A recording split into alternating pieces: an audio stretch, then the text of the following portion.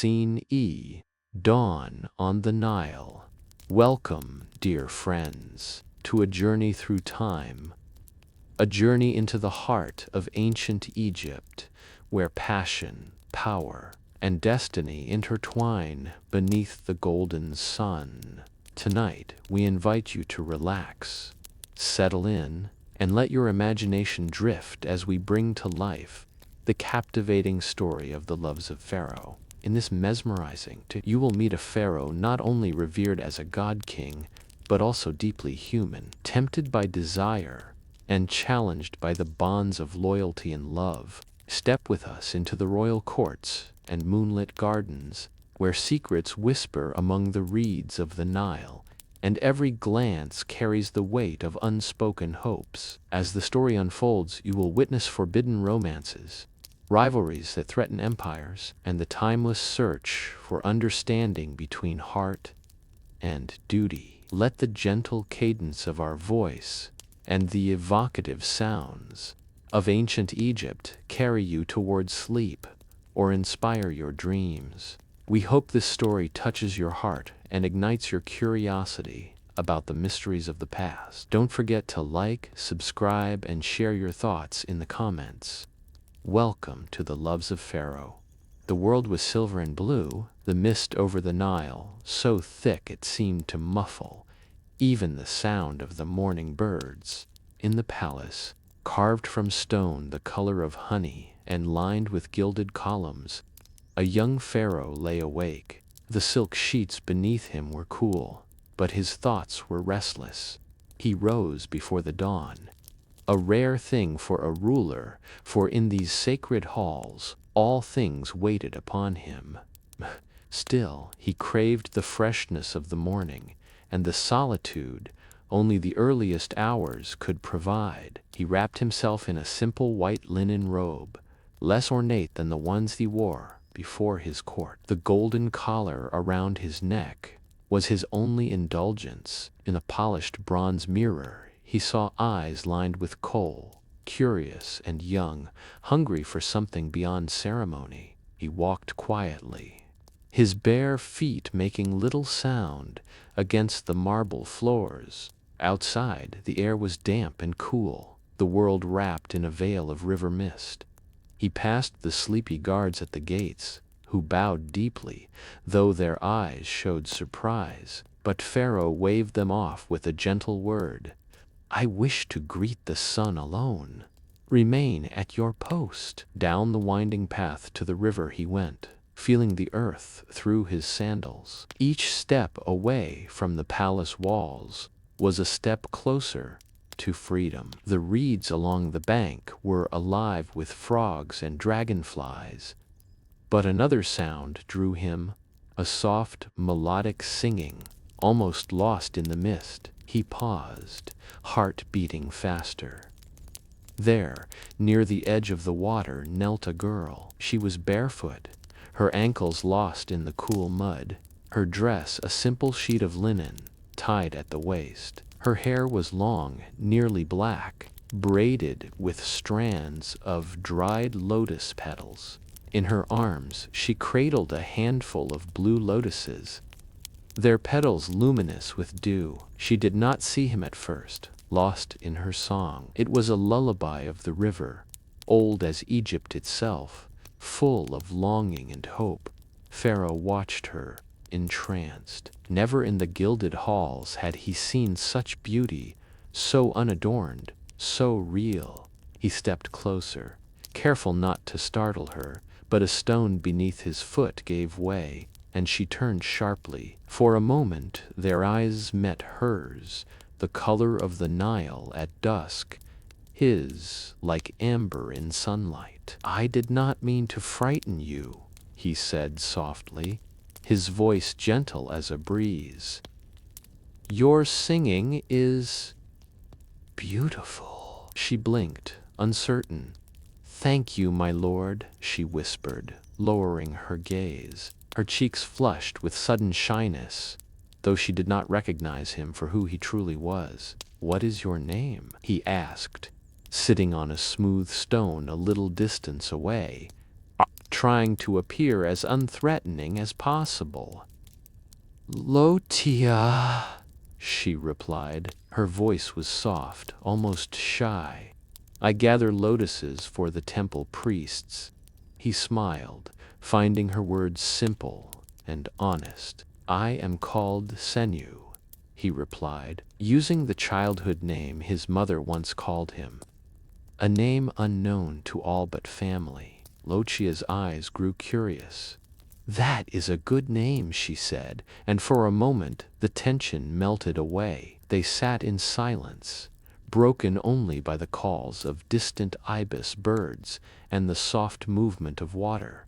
Pharaoh watched as she deftly gathered more flowers, her fingers gentle but practiced, careful not to bruise the fragile petals. Her hands were stained blue from the sap, and he found himself wondering what such a life would be like, free from the burden of crowns. "Why do you sing to the river?" he asked quietly. Lotia shrugged, still focused on her work. "My mother says the Nile is alive, that it listens to our songs. Sometimes it answers." The Nile's morning haze hung thick and blue, the world muffled as though wrapped in a silken scarf. Lotia knelt at the river's edge, her hands deep in the cool water, harvesting blue lotuses that bobbed gently along the surface. The petals glimmered like small pieces of the sky, and her humming was low, uncertain now that the sun was higher. Suddenly, a shadow flickered behind her in the reeds. Instinctively, she straightened, clutching her basket to her chest. Her heart pounded with the raw caution of one who has learned that trouble sometimes comes on silent feet. From behind a stand of papyrus, a figure emerged, a young man, taller than most she knew, draped in linen so white it almost glowed against his sun-warmed skin. She glimpsed the flash of gold at his waist, the way his coal-lined eyes widened at being noticed.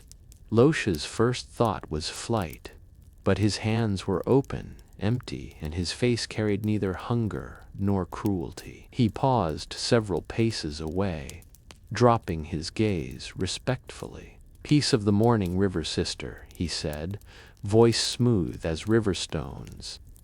"I did not mean to startle you." Lotia eyed him warily. "You walk alone this early, stranger?" He smiled, an honest, uncertain smile as if unused to such meetings. "I could not sleep. The river calls to me, as I see it does you." She did not soften, not yet. "It calls all who work for their bread, but you do not have a worker's hands." He glanced at his own palm, unscarred but strong. "Not for the river's harvest, perhaps, but I have known other labors." His words were careful, his accent strange, precise, educated, not like the boys from the riverbank. Lotia's suspicion remained, but curiosity began to win over fear. "Why are you here? Truly," he considered, sitting slowly on a sun-warmed stone. "I am Senu," he offered. "No one much, only a man who finds the city's walls too close some days." "Your singing drew me." The compliment startled her. Few ever called attention to her voice, rough from river air. She relaxed, but only a little. "You hide well behind the reeds, Senu." "Not much," he laughed. A bright, unguarded sound. "Perhaps I am simply shy." Now Lotia allowed herself a small smile. She glanced at the blue lotus in her hand, considering.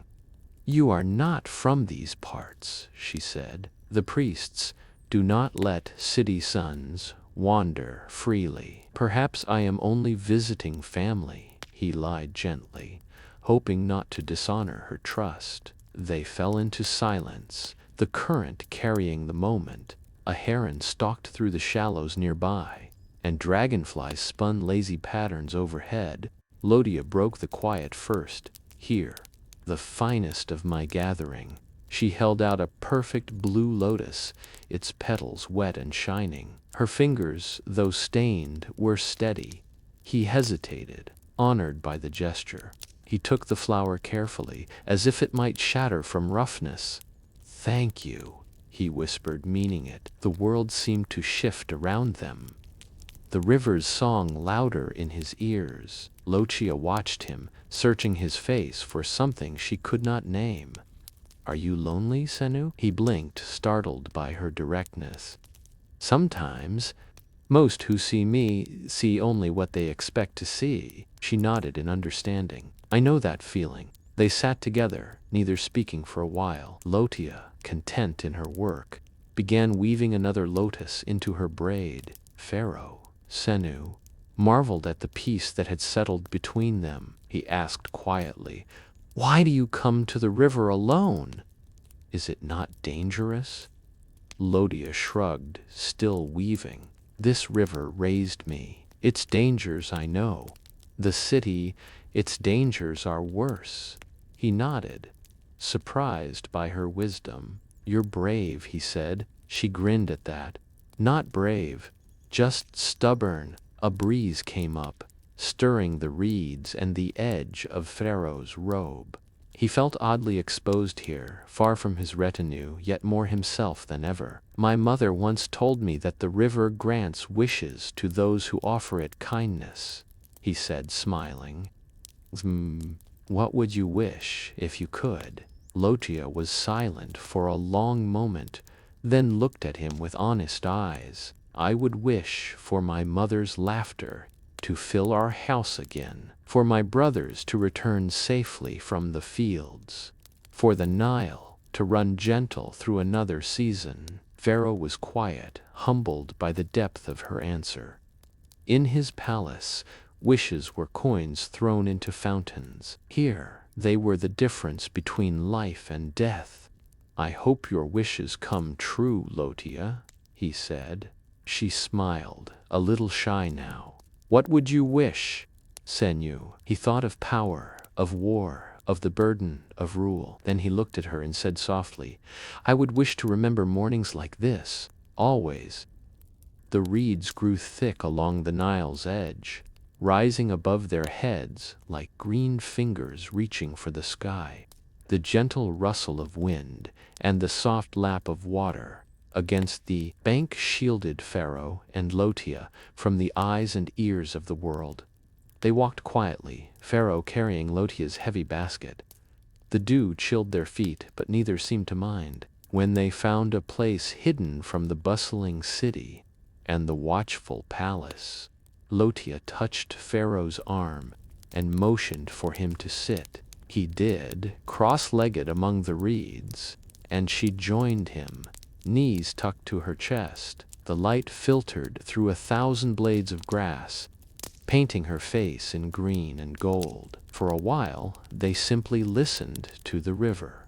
The shouts of fishermen and calls of distant merchants faded, replaced by the songs of frogs and the drone of dragonflies. Here, the outside world ceased to exist. Lotia broke the silence first. "You speak as if you were born to command, Senu. Where does your family live?" He hesitated, choosing his words with care. "My mother rules a large house near the city's heart. My father, before he passed, was respected by many. Sometimes I feel out of place among them." She tilted her head. "Why? It must be a life of plenty." He smiled, a little sadly. "There is plenty, yes, but little peace. People watch, judge, expect. Sometimes I wish I were invisible, like a shadow at dusk." Lotia nodded, her gaze soft. "When I was little, I used to dream of living in the city. All the lights, the music, the sweetbread sellers in the square. My mother said I'd tire of it quickly." Her tone was wistful. She was right.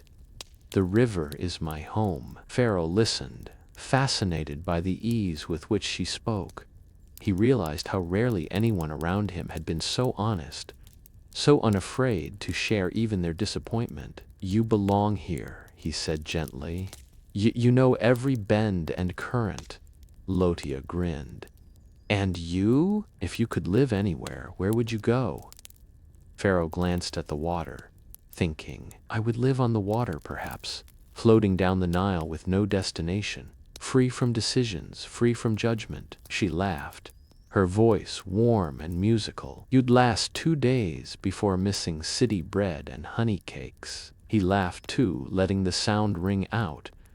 "Maybe you're right, but I'd like to try." Lotia looked at him thoughtfully, sensing there was more beneath his words. "Senu, that's not your only name, is it?" He stiffened, surprised by her intuition. He searched her face, finding only curiosity and trust. He whispered, voice barely louder than the wind. "No, it isn't. There is another, one that is spoken only by my mother and the priests. To reveal it is to trust completely." She leaned closer, her face illuminated by a shaft of golden light. "You can trust me. I know the weight of secrets. I carry my family's every day," he believed her. The words came almost as a sigh. "My birth name is Nimaatre."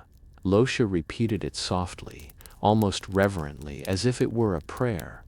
"Nimaatre.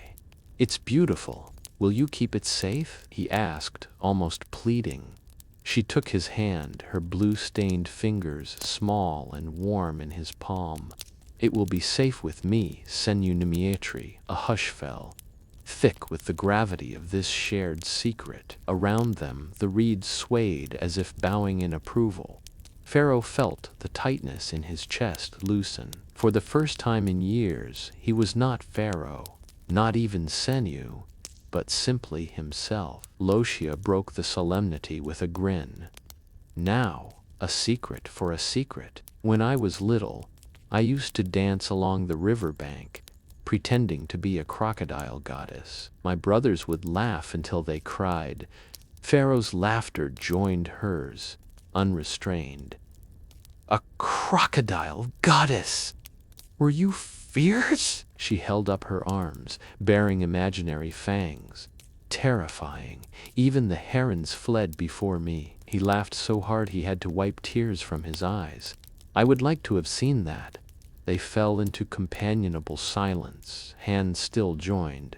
The river sang its quiet song, and for a fleeting moment, all the burdens of their lives, crown, hunger, expectation, fell away. "I hope we meet here again," Pharaoh said softly. "We will," Lotia promised. "If you can rise before dawn again." He squeezed her hand, grateful for the river's blessing, and for this strange, beautiful new beginning.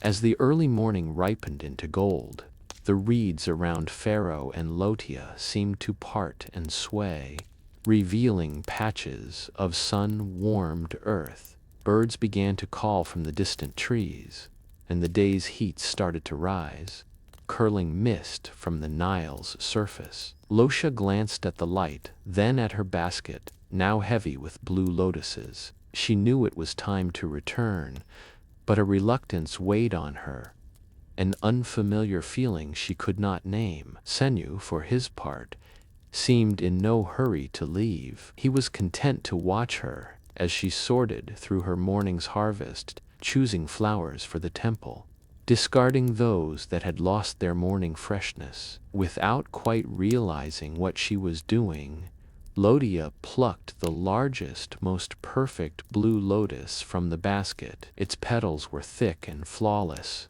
trembling with beads of dew, the kind that brought praise from the high priests and smiles from her mother. She held it delicately, careful not to bruise its beauty. She looked at Senu, who was busy dusting the damp from his robe, and called softly, "Wait." He turned, his amber eyes catching the light.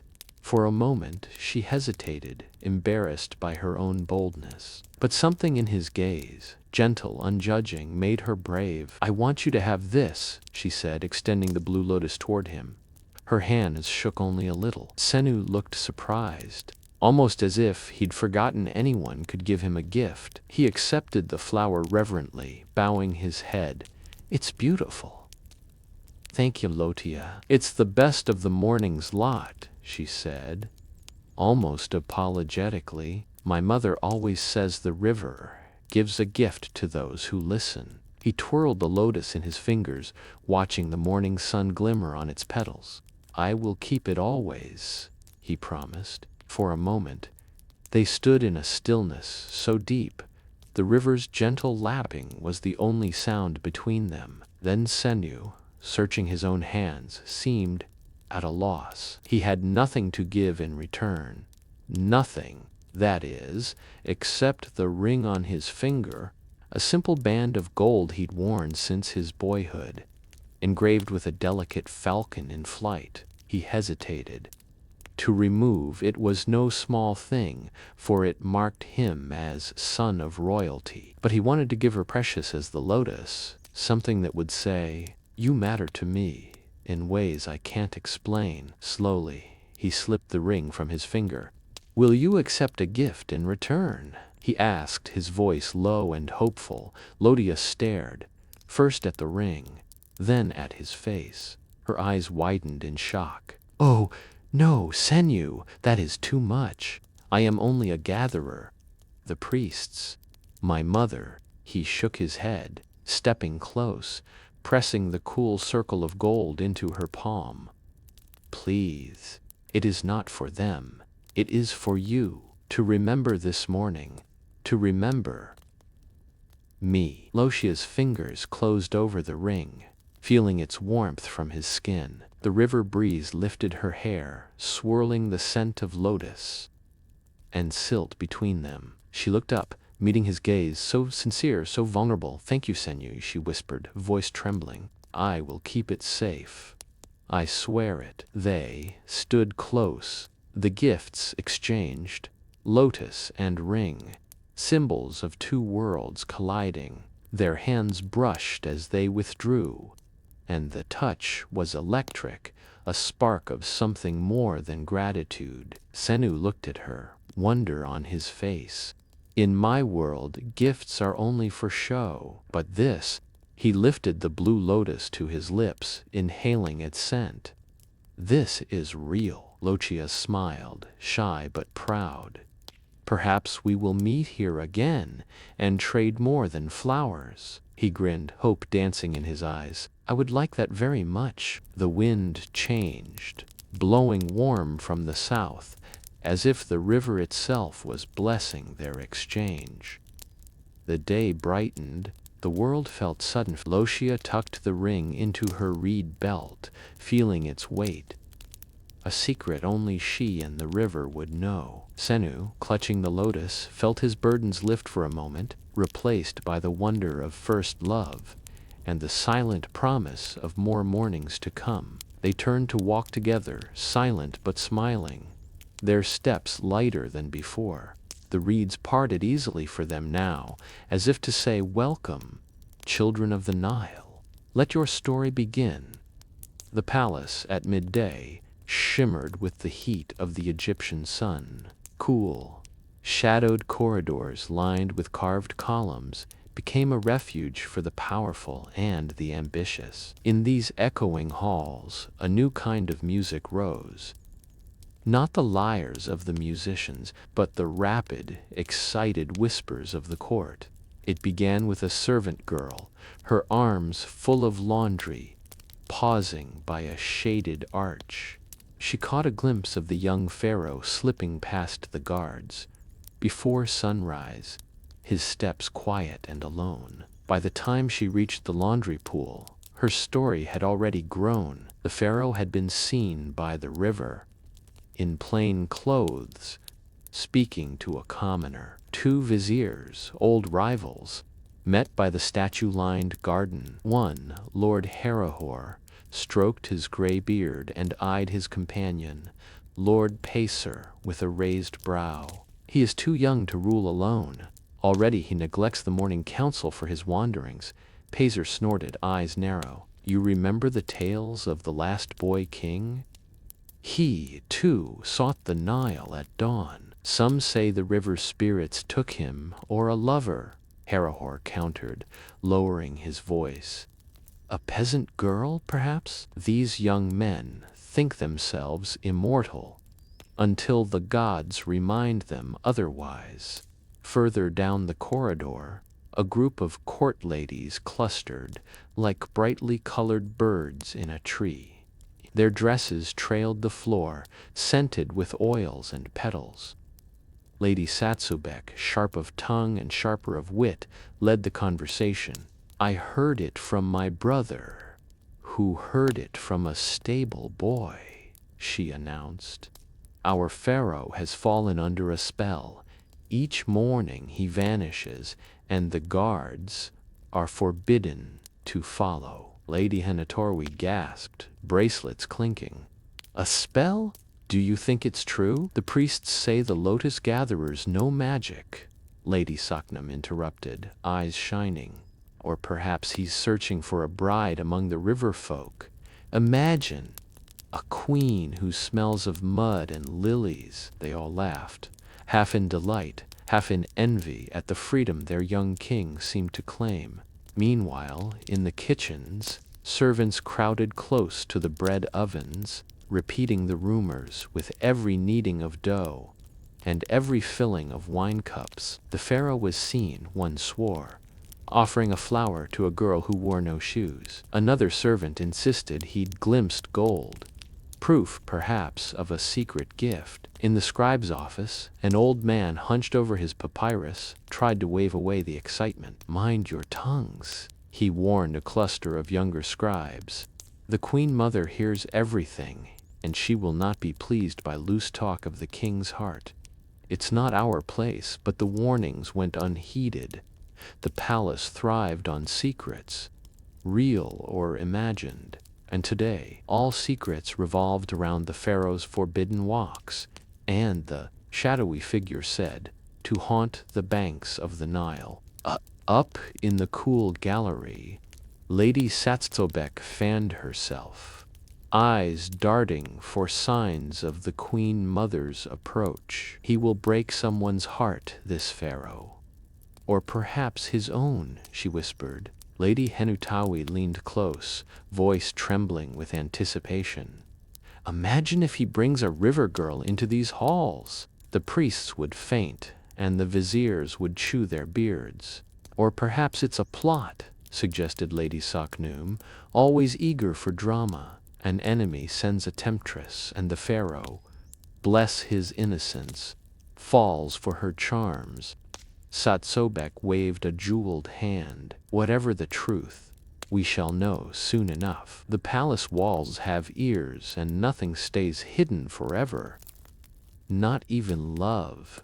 Below the high windows, servants slipped past, heads bowed, but ears wide open. Every word, every giggle, every scrap of rumor became a piece of the puzzle, to be shared and shaped and carried from kitchen to storeroom to royal guardhouse. A little page boy, barely 12, crept through the columns with a sly smile.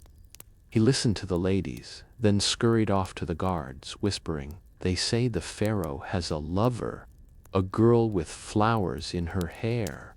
And so, by the time the sun reached its zenith, the palace buzzed like a beehive. Not a corner remained untouched by speculation. Some fretted over the king's distraction. Others dreamed of romance, or intrigue, or scandal, and everywhere the name of Pharaoh was on their lips, woven together with lilies, lotuses, and secrets. Even the statues seemed to lean in, as if eager for news, while the painted eyes on the palace walls looked down, ever watchful. In the midst of it all, the truth waited quietly by the riverbank, nestled in the reeds, where a young pharaoh's heart beat not for power or for politics, but for the girl whose gifts had changed him forever. Tembe. The royal audience chamber was cool, dim, and silent, shielded from the harsh light of midday by thick, painted columns, and heavy incense curled lazily from alabaster burners. the scent of myrrh and lotus oil filling the air. In the center, seated on a low platform beneath a gilded canopy, was the Queen Mother, Iset, the most formidable woman in Egypt. She waited without moving, her staff laid across her lap, the faint sound of harp music from a distant room barely reaching her ears. When the door opened and her son entered, she did not rise or smile. Pharaoh, her Nimaatre, bowed, first as a subject, then straightened as her child. "You called for me, mother?" "I did." Her voice was soft, but it resonated with authority.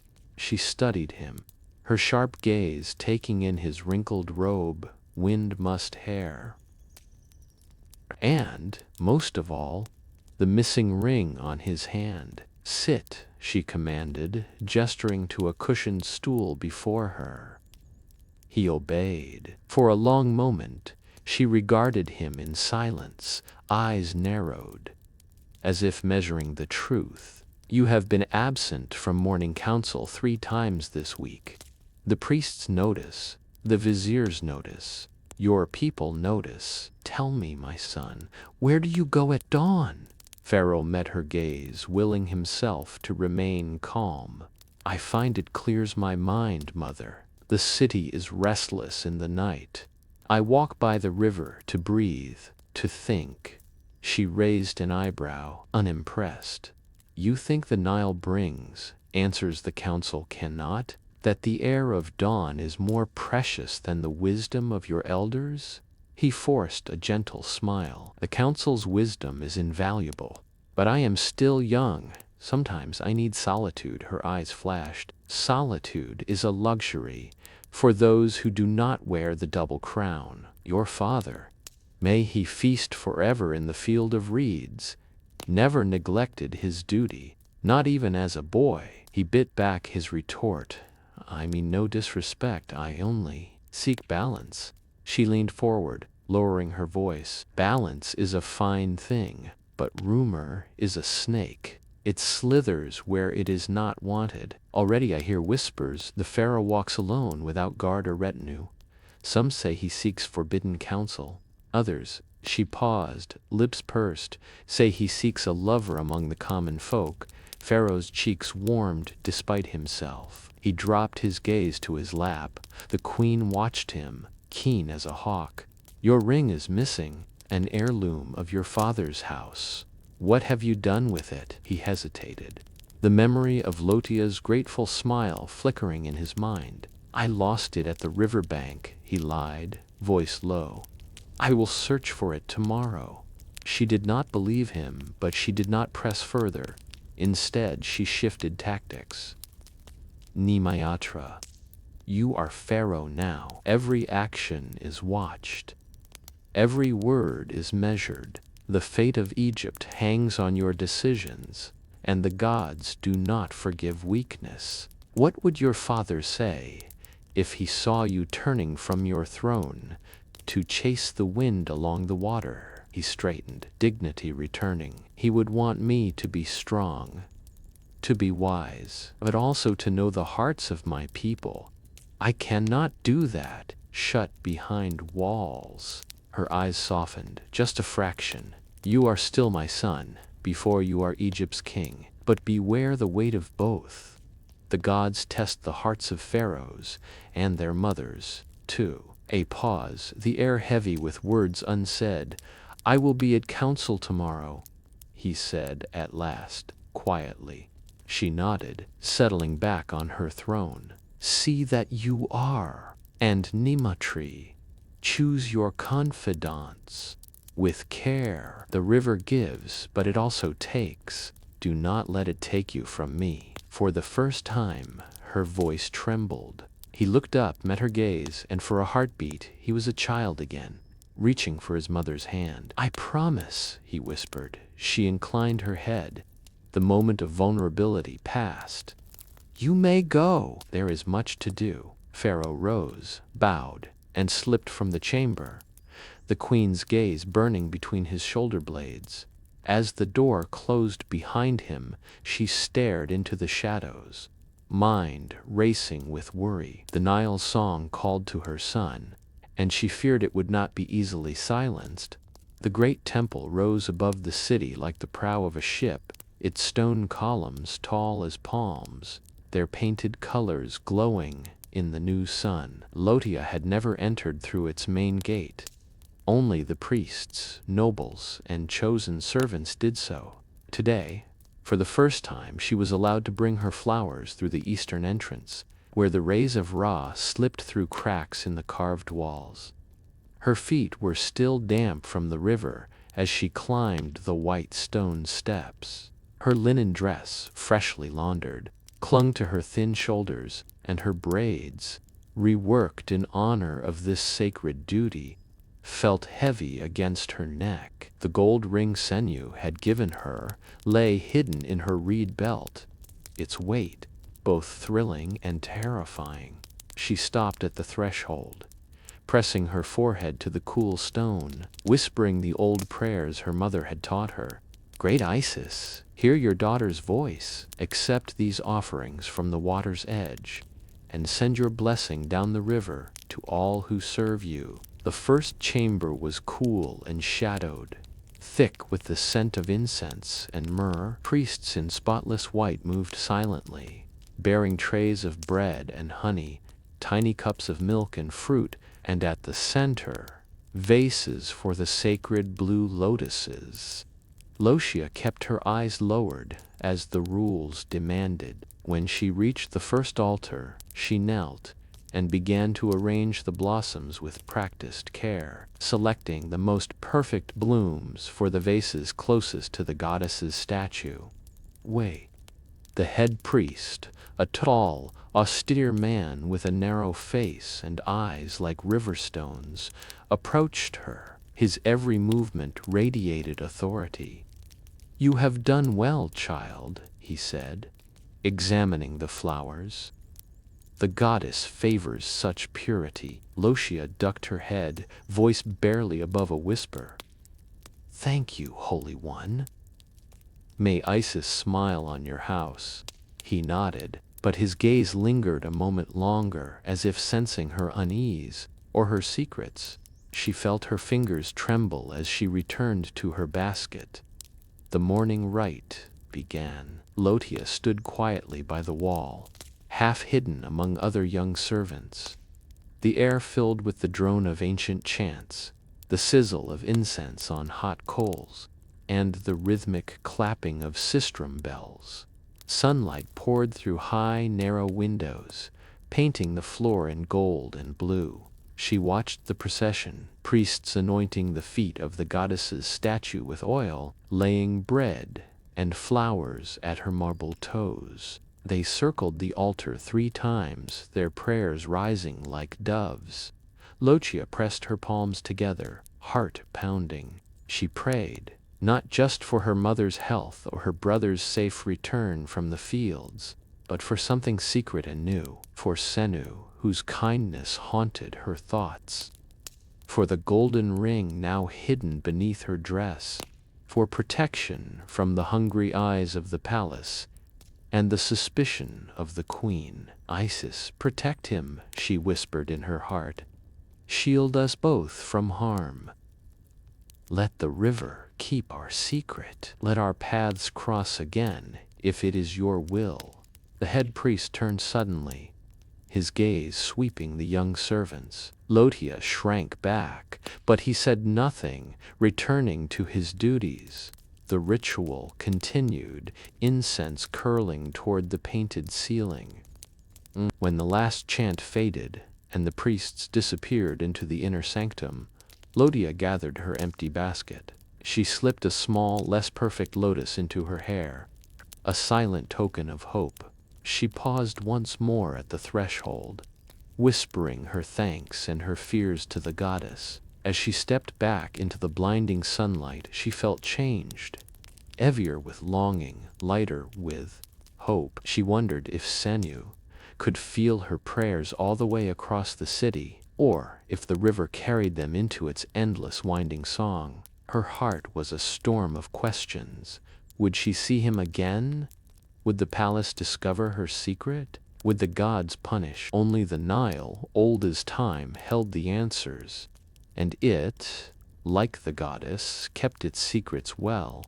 Across the courtyard, but the young pharaoh moved like a whisper, sandals in hand. No one saw him slip past the sleeping guards, nor did they hear his soft footfalls as he hurried through the garden, heart thudding with longing and fear. He crossed the fields by starlight, feeling the hush of midnight settle around him. The Nile gleamed like a silver serpent beneath the waxing moon, and the reeds shivered with each gust of wind. The world felt holy and forbidden, as if the gods themselves watched with curious eyes. On the riverbank, Lotia waited, standing ankle-deep in the soft mud. She wrapped her arms around herself, gaze darting between the water and the dark horizon. Each sound, the croak of frogs, the cry of night birds, sent her heart leaping.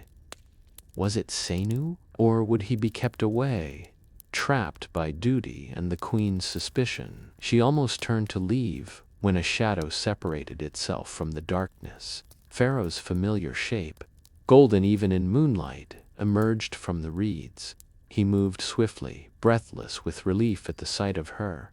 "Lotia," he whispered, voice as soft as the river's flow. She turned, unable to keep the joy from her face. "You came," he nodded, words lost in the magnitude of the moment. For a while, they simply stood in the silver-blue glow, the Nile singing quietly at their feet. "I thought," Lotia started, then faltered, "I thought you would not risk it. The palace must be angry." Senu shook his head, drawing close enough that he could see the shimmer of moonlight in her eyes. "I could not stay away.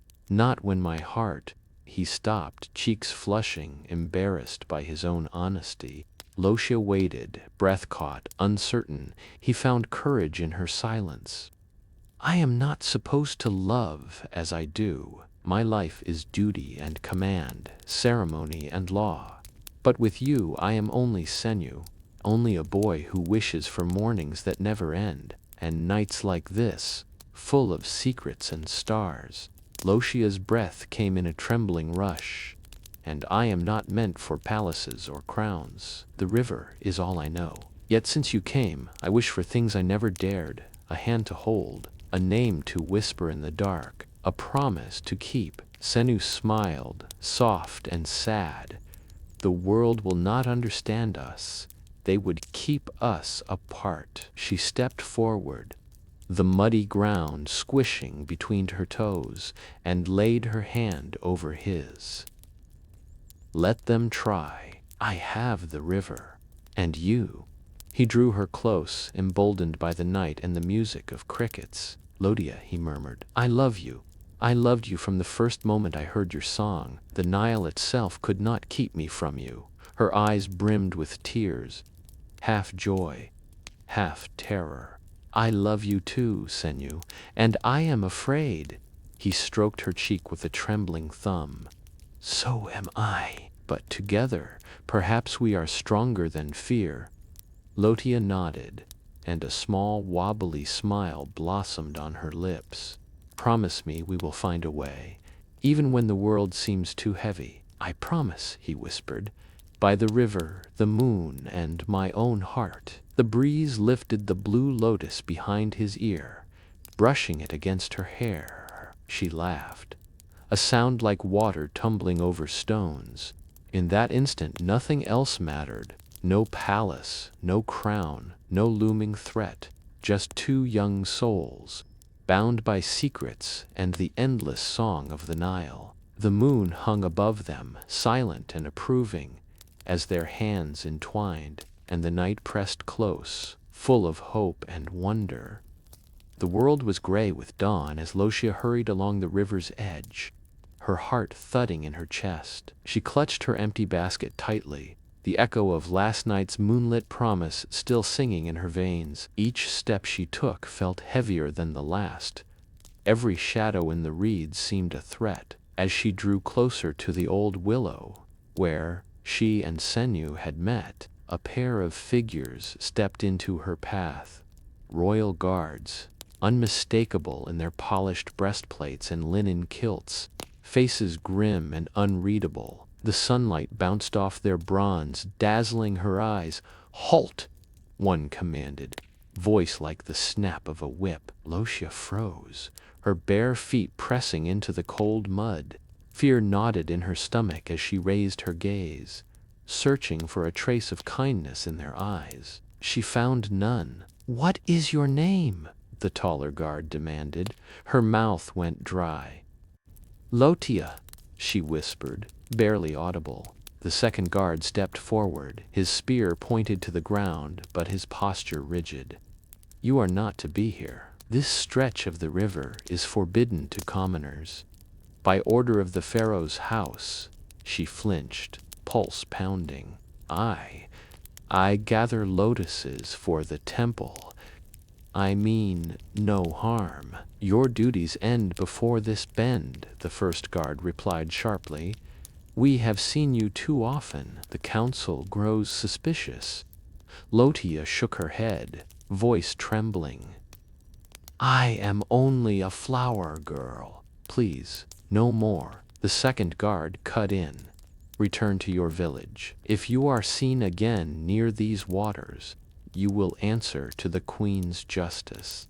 A small crowd of village women, their faces etched with lines of worry, gathered at a distance. They said nothing, only watched with sorrow as Lotia faced the guards alone. The first guard's eyes lingered on her.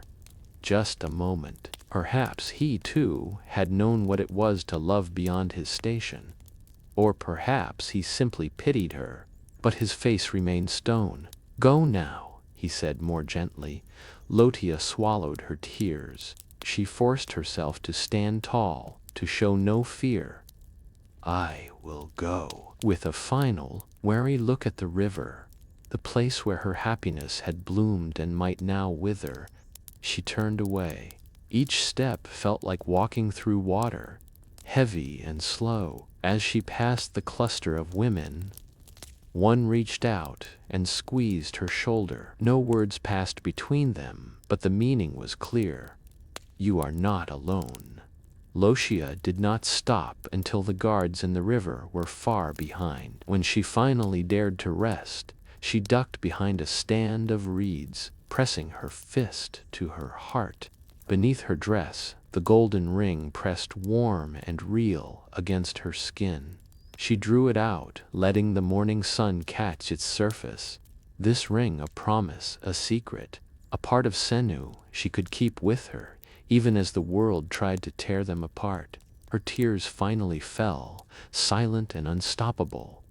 The path ahead seemed full of danger, rumors, jealousies, the Queen's suspicion. Yet, Lotia would not let go of hope. She would remember the moonlight, the whispered promises, and the strength in Senu's eyes. With trembling hands, she pressed the ring to her lips and whispered, "I will not give you up, not for any queen, not for any law." She tucked the ring safely away, wiped her eyes, and forced herself to return home. In the silence of her heart, a vow formed: she would find a way back to Senu, no matter the cost. Above her, the Nile continued its slow journey, heedless of the pain or hope of those who loved on its banks.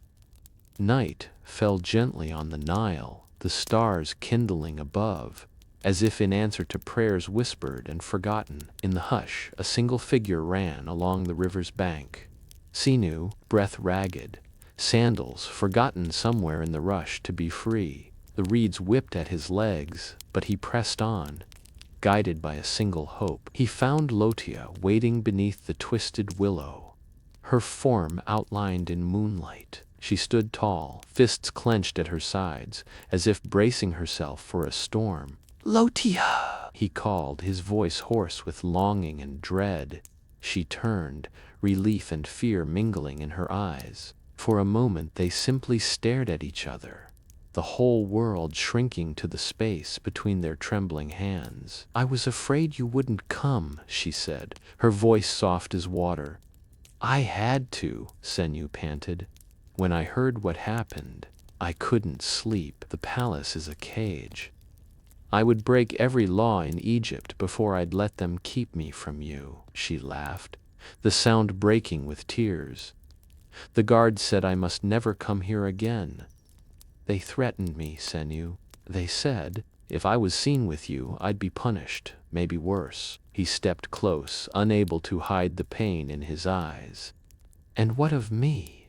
What of my heart, Lochia? Must I be Pharaoh for everyone else, and nothing for myself? She looked at the river, silver and black under the stars.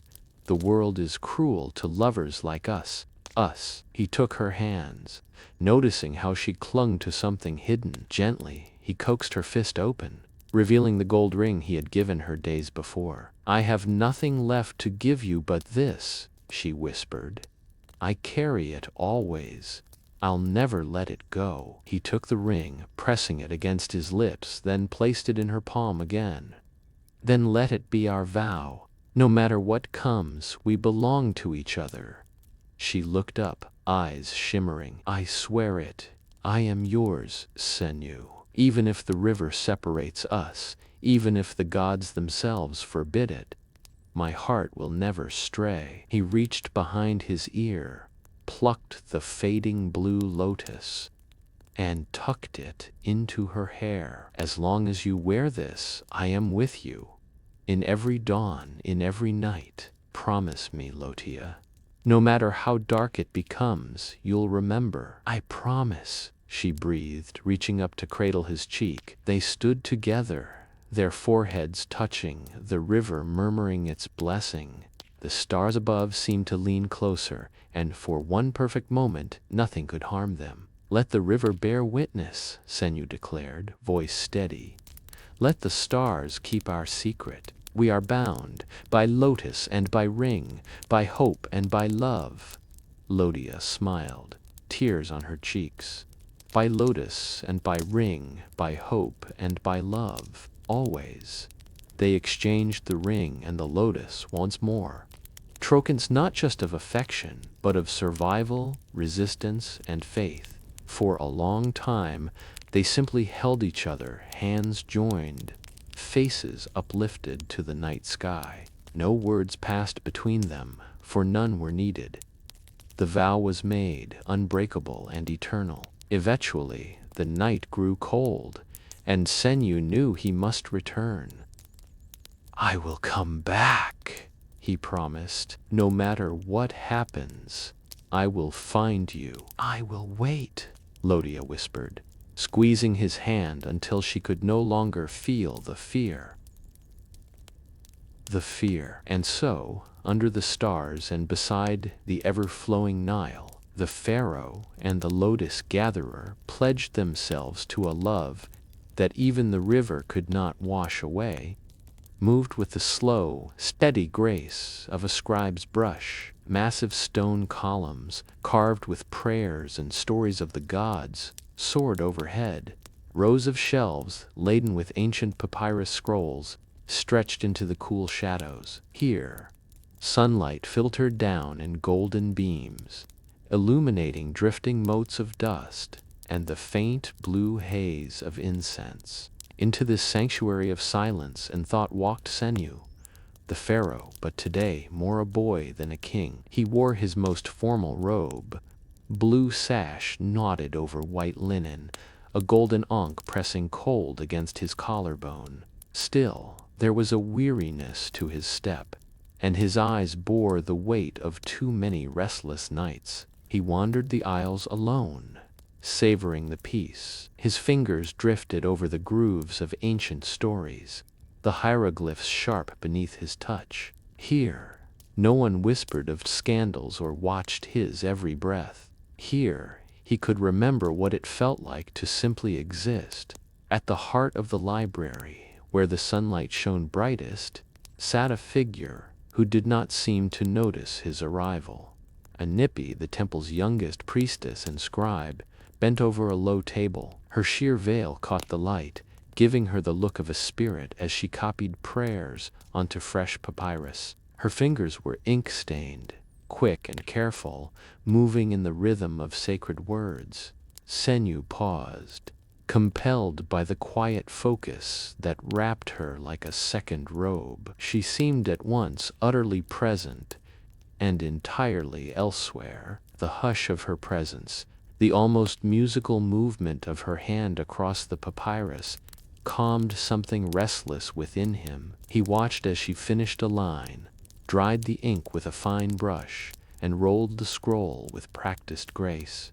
Still, she did not look up, though he felt sure she had noticed him. He wondered if she, too, sought escape in the quiet wisdom of the temple. Across the aisle, the old head scribe bustled about, arms full of scrolls. He spotted the pharaoh and nearly dropped his load in shock. Recovering, he hurried over, bowing so low his beard brushed the flagstones. "Great one, Light of Egypt, what honor graces the house of Thoth with your presence?" The scribe murmured, voice trembling. Senu smiled faintly and raised a hand, signaling for quiet. "I wish only to read, and not to be disturbed," he said, his tone gentle but firm. The scribe straightened, eyes darting from the pharaoh to the girl at the desk. "Of course, your majesty. Shall I bring the finest texts? The songs of the sun? The book of the secret chamber?" "Not yet," Senu replied. "Let me wander a while. You may leave us." The scribe bowed again, shuffling away, still sneaking glances over his shoulder. The temple staff would gossip for days about the pharaoh's visit, Senu thought, but he did not care. For a moment, he only wanted the silence, the books, and, he realized with a jolt, the strange young woman in the sunlight. As the scribe's footsteps faded, Anipe finally looked up. Her eyes were a shock, brilliant green, reflecting the lamplight and something deeper, knowledge, caution, a question unspoken. "Deacon." The veil cast faint shadows on her cheekbones, making her expression unreadable. Senu met her gaze, heart quickening. He realized she was not afraid, not entirely. Instead, she watched him with the same steady intensity. She gave her scrolls, as if she measured him with her mind before offering any greeting. He inclined his head, breaking the silence. "You work with great skill," he said softly. Anipe's lips curved into the faintest smile. "The words are old friends. They welcome all who listen." Her voice, low and melodic, sent a ripple through him. Here, perhaps, was someone who understood what it meant to seek refuge among ink and memory. The moment stretched. Senu longed to ask her name, to sit at her side and speak not as Pharaoh, but as Senu, the seeker. But the world intruded. The head scribe returned, bowing and announcing, "Your Majesty, the high priest inquires if you will join the noon ceremony." The spell broke. Anipe's eyes dropped, her hands folding the papyrus with sudden care. She bowed deeply, the veil slipping forward to shield her face. Senu nodded, already feeling the walls of duty rising around him. "I will come," he told the scribe, then glanced once more at the girl in the light. Their eyes met for a fleeting heartbeat, enough to spark curiosity, enough to plant the seed of something destined to grow. As he turned to leave, Anipe watched him go, heart fluttering with new questions. In the quiet that returned, the dust danced in the golden sun, and the memory of that silent exchange shimmered like prophecy. The desert night unfurled above Thebes, deep and endless, studded with stars so bright they seemed to hum. Up on the temple's high terrace, away from the torches and gossip of the city, Pharaoh Senu walked alone. The stone beneath his feet held the last warmth of day. The air above was cool, scented faintly of myrrh and desert wind. He'd left the palace in silence, needing escape from the weight of his own name. Here, beneath the vastness of the sky, he could breathe.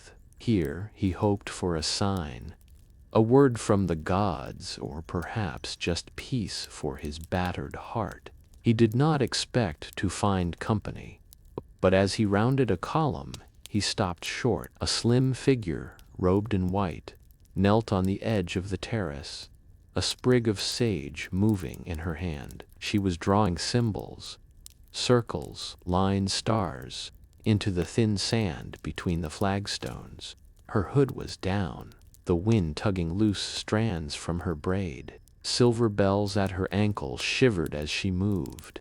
Nimaatre, the priestess from the library. For a moment, Senu watched in silence. She was wholly absorbed in her ritual, her lips moving in a soundless prayer. He saw her lift her face, eyes closed, breathing the night as if it might whisper answers. He meant to turn away, but then she opened her eyes, two vivid, startled emeralds, and met his gaze. "My lord," she said, her voice no louder than the breeze. He hesitated, unsure whether to leave or approach. "Forgive me," he murmured. "I did not mean to intrude." She shook her head, not rising. "The stars are for all to witness, Pharaoh. Tonight is special. The priests say the sky will rain with fire. Such things do not happen for nothing." He stepped closer, drawn by her calm. "And what do you seek, Nimaatre?" She brushed sand from her palms and sat back on her heels. "I seek what all seekers seek. Answers. A glimpse of the god's will." He joined her at the edge, careful to keep respectful distance. "And do you think they will answer?" She smiled, a secret, sidelong thing. "The gods answer in riddles, never directly. Sometimes a falling star means change. Sometimes it is only beauty." For a moment, silence stretched between them, filled only by the distant hoot of an owl and the shuffle of attendants setting out lamps along the terrace. Below, the Nile shone like a black ribbon, quiet and endless. "Why are you here, alone?" she asked suddenly, surprising him.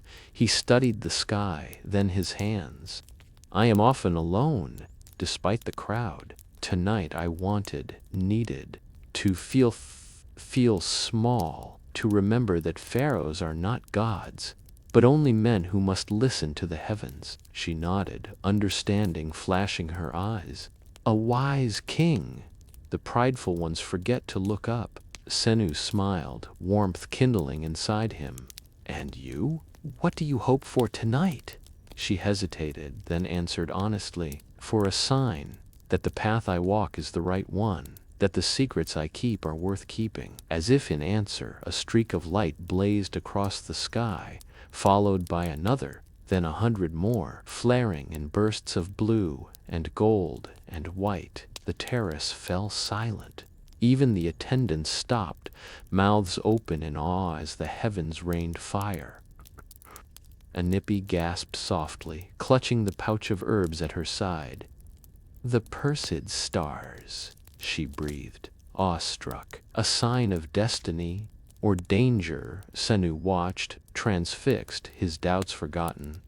"What do they mean for us?" Nimaatre looked at him, her eyes suddenly solemn and unguarded.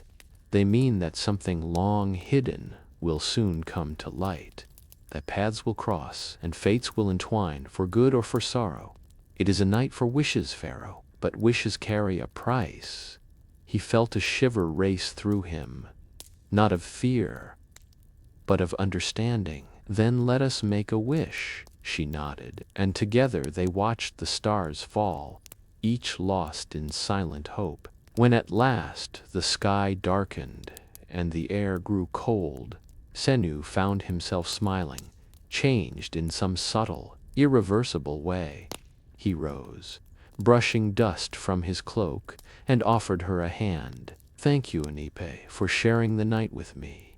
She took his hand, her touch warm and steady. "Thank you, Pharaoh, for not fearing the darkness." They'd parted, hearts beating to the rhythm of falling stars, their bond deepened by the omen that shimmered overhead.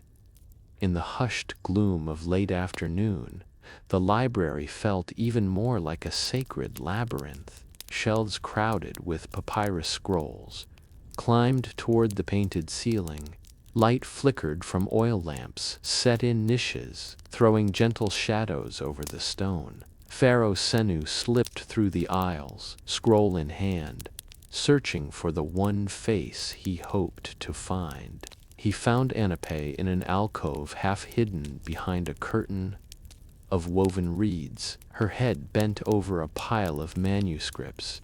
She looked up as he approached, surprise quickly melting into wary amusement. "Pharaoh," she greeted, voice low. "Only Senu here," he replied, the corners of his mouth lifting.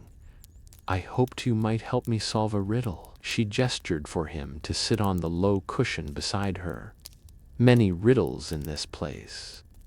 Which troubles you?" He unrolled the scroll, exposing a passage inked in precise, ancient glyphs. "This," he explained, "is from the Book of Two Ways. My tutors taught me its surface meaning, but I have heard it contains a secret reading, one reserved for those who serve in the temple. I want to know what is truly written." Anipi's fingers paused in her sorting. For a moment she hesitated, glancing at the closed library doors. "Some knowledge is for priests alone," she said softly. "Even pharaohs must honor the old laws." Senu leaned closer, his expression earnest. "If the gods trust me to rule Egypt, why should they fear to trust me? With wisdom, I seek not to break the old ways, but to understand them." She studied him, searching for pride or arrogance and finding only longing and curiosity.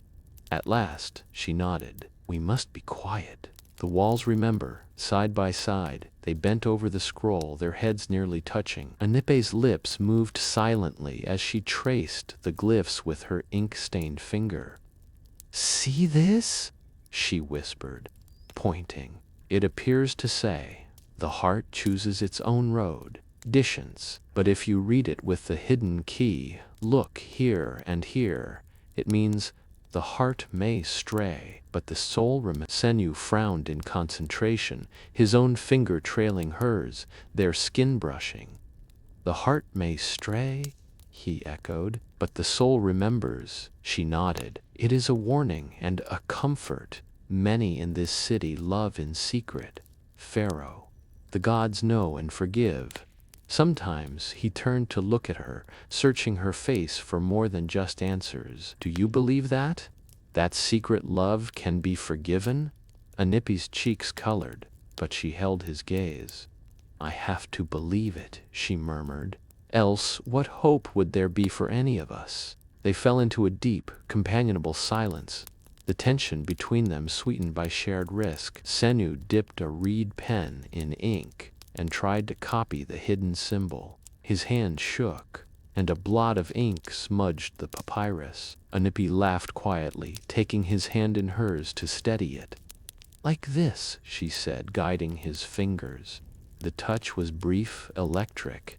Their eyes met. For a heartbeat, the weight of the world faded away, leaving only two young souls, bound by knowledge and something softer, unnamed. Senu whispered, "Thank you." Anipi smiled, her eyes shining with mischief and understanding. "All seekers must be brave, Pharaoh. Even kings. But remember, in seeking what is hidden, you may find more than you expect." He closed the scroll, reluctant to break the spell. "And if I wish to learn more?" Her answer was a smile, mysterious and promising. "Return tomorrow. The gods favor those who persist." As Senu left, his heart beat faster.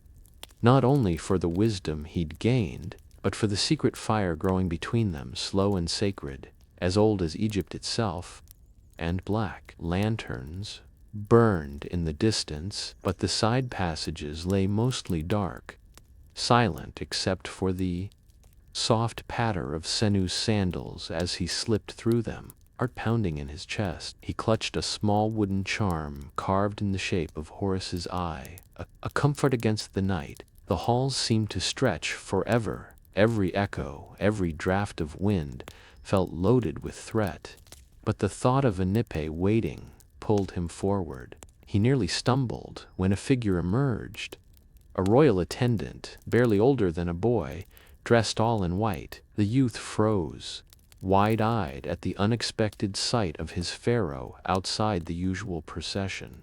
Senu placed a finger to his lips. "You saw nothing," he whispered, voice low but carrying all the authority of a king. The boy nodded, scurrying away, eager to forget the encounter. Senu found Anipe where they'd agreed, a small side chamber near the scriptorium, its only light a flickering oil lamp casting wild shadows on the walls. She stood by a low table, arms wrapped around herself, eyes darting to the doorway with every sound. He slipped inside, closing the door behind him. Their eyes met and the tension melted, if only for a moment. "You came," she breathed, relief and fear tangled in her words. "How could I not?" he replied, voice gentler now. "I needed to see you." Today felt endless. The council bickers, the viziers conspire, and all the while, my mind drifts here. She gave a shaky laugh, fingers tracing the edge of a scroll. "You risk much, Senu. If we're caught." He stepped closer, the lamp's glow outlining the worry in his face. "If I must live a lie for the world, let me have 1 hour of truth here. With you." They stood together, the silence between them thick with longing and unspoken questions. Finally, Anipe spoke, her voice barely above a whisper. "I've seen troubling omens. In the stars, in the bones, even in the ink that seeps into my hands. The priests speak of unrest, within the kingdom and within the palace. There is a prophecy, but I am forbidden to tell it." He placed a steadying hand over hers. "Anipe, whatever danger awaits, I'd rather face it with your words than without." She hesitated, then squeezed his hand. "It speaks of the lion and the river, of a ruler divided by 2 loves. One brings ruin, the other brings rebirth. The path is unclear. But I fear for you, Senu, for your heart and your crown." He swallowed hard, absorbing the weight of her warning. "My life has never truly been my own," he said, voice raw. "But tonight, I want to choose. Just once." She reached up, brushing a stray lock of hair from his brow. "You are braver than you know. The gods test those they love most fiercely." He managed a small smile. "Perhaps we are both being tested." A sudden sound echoed down the hall. A door opening, voices calling, the stamp of guards' feet. Instantly they broke apart, anxiety flooding back in. "You must go," she hissed, gathering her scrolls. "If they find you." He nodded, already moving toward the secret passage. "Tomorrow," he promised, "I'll find a way." She pressed his wooden charm into his palm. "Keep this for luck, and for me." With one last look, he vanished into the shadows, heart torn between duty and desire. Alone again. Anipe let herself tremble. She pressed a hand to her chest, feeling the prophecy coil inside her like a serpent. Dangerous, inevitable, impossible to ignore. In the darkness, 2 souls wandered separately, both marked by the light of a love the world would never understand. The temple portico was alive with sound, birds trilling in the fig trees, novices giggling over handfuls of date sweets, the rustle of linen as a breeze swept in from the river. For a moment, the weight of Egypt's destiny seemed far away. Here, Senu was just a young man in the sunlight, sleeves rolled up, a wooden senate board resting on a stone table between him and Anipe. Anipe sat cross-legged, her dress brushing the warm sandstone, her eyes flicking over the arrangement of pawns and dice. "Your move, Pharaoh," she announced, lips curled in a half-smile. He grinned, tossing the knucklebone dice. The pieces clattered, landing in a pattern that made the novices gasp in excitement. "You see, little ones," Senu said, voice teasing, "the gods favor those who are patient." The children watched with awe as he advanced his pawn, but Anip only raised an eyebrow. "The gods favor the clever, not the lucky," she countered, sliding her own pawn past his with practiced grace. The children broke into applause. "Well done, priestess," called one, and Anipe winked at her, slipping the blue ribbon further into her braid. Senu pretended to scowl, but the light in his eyes betrayed him, a formidable opponent. He declared to the crowd, "I may have met my match." The game progressed, each move a dance of strategy and subtle message. Anipe leaned closer as she moved her piece, whispering so only he could hear, "Life is like Senate, Pharaoh. The path may twist, but every player finds the end." Senu met her gaze, understanding passing between them, and sometimes the pieces choose their own destiny. Laughter, groans, and shouts erupted as the game reached its peak. The children argued over which piece would win, tossing flowers onto the board for luck. Senu played up his near defeats with comic groans, while Anipe feigned confusion, only to swoop in with a surprise move. With one final flick, Anipe claimed the last square. The children whooped with joy. Senu threw up his hands in mock surrender, bowing low before her. "The gods have spoken! I am vanquished!" Anipe smiled, gracious in victory. "Perhaps the gods simply wished to see you humbled." "Great Pharaoh," he straightened, the warmth in his smile lingering. "Then I am grateful for their lesson." As the novices scattered to chase sunbeams and sweets, Senu and Anipe lingered by the board, their hands brushed as they gathered the pawns, a charge passing between them.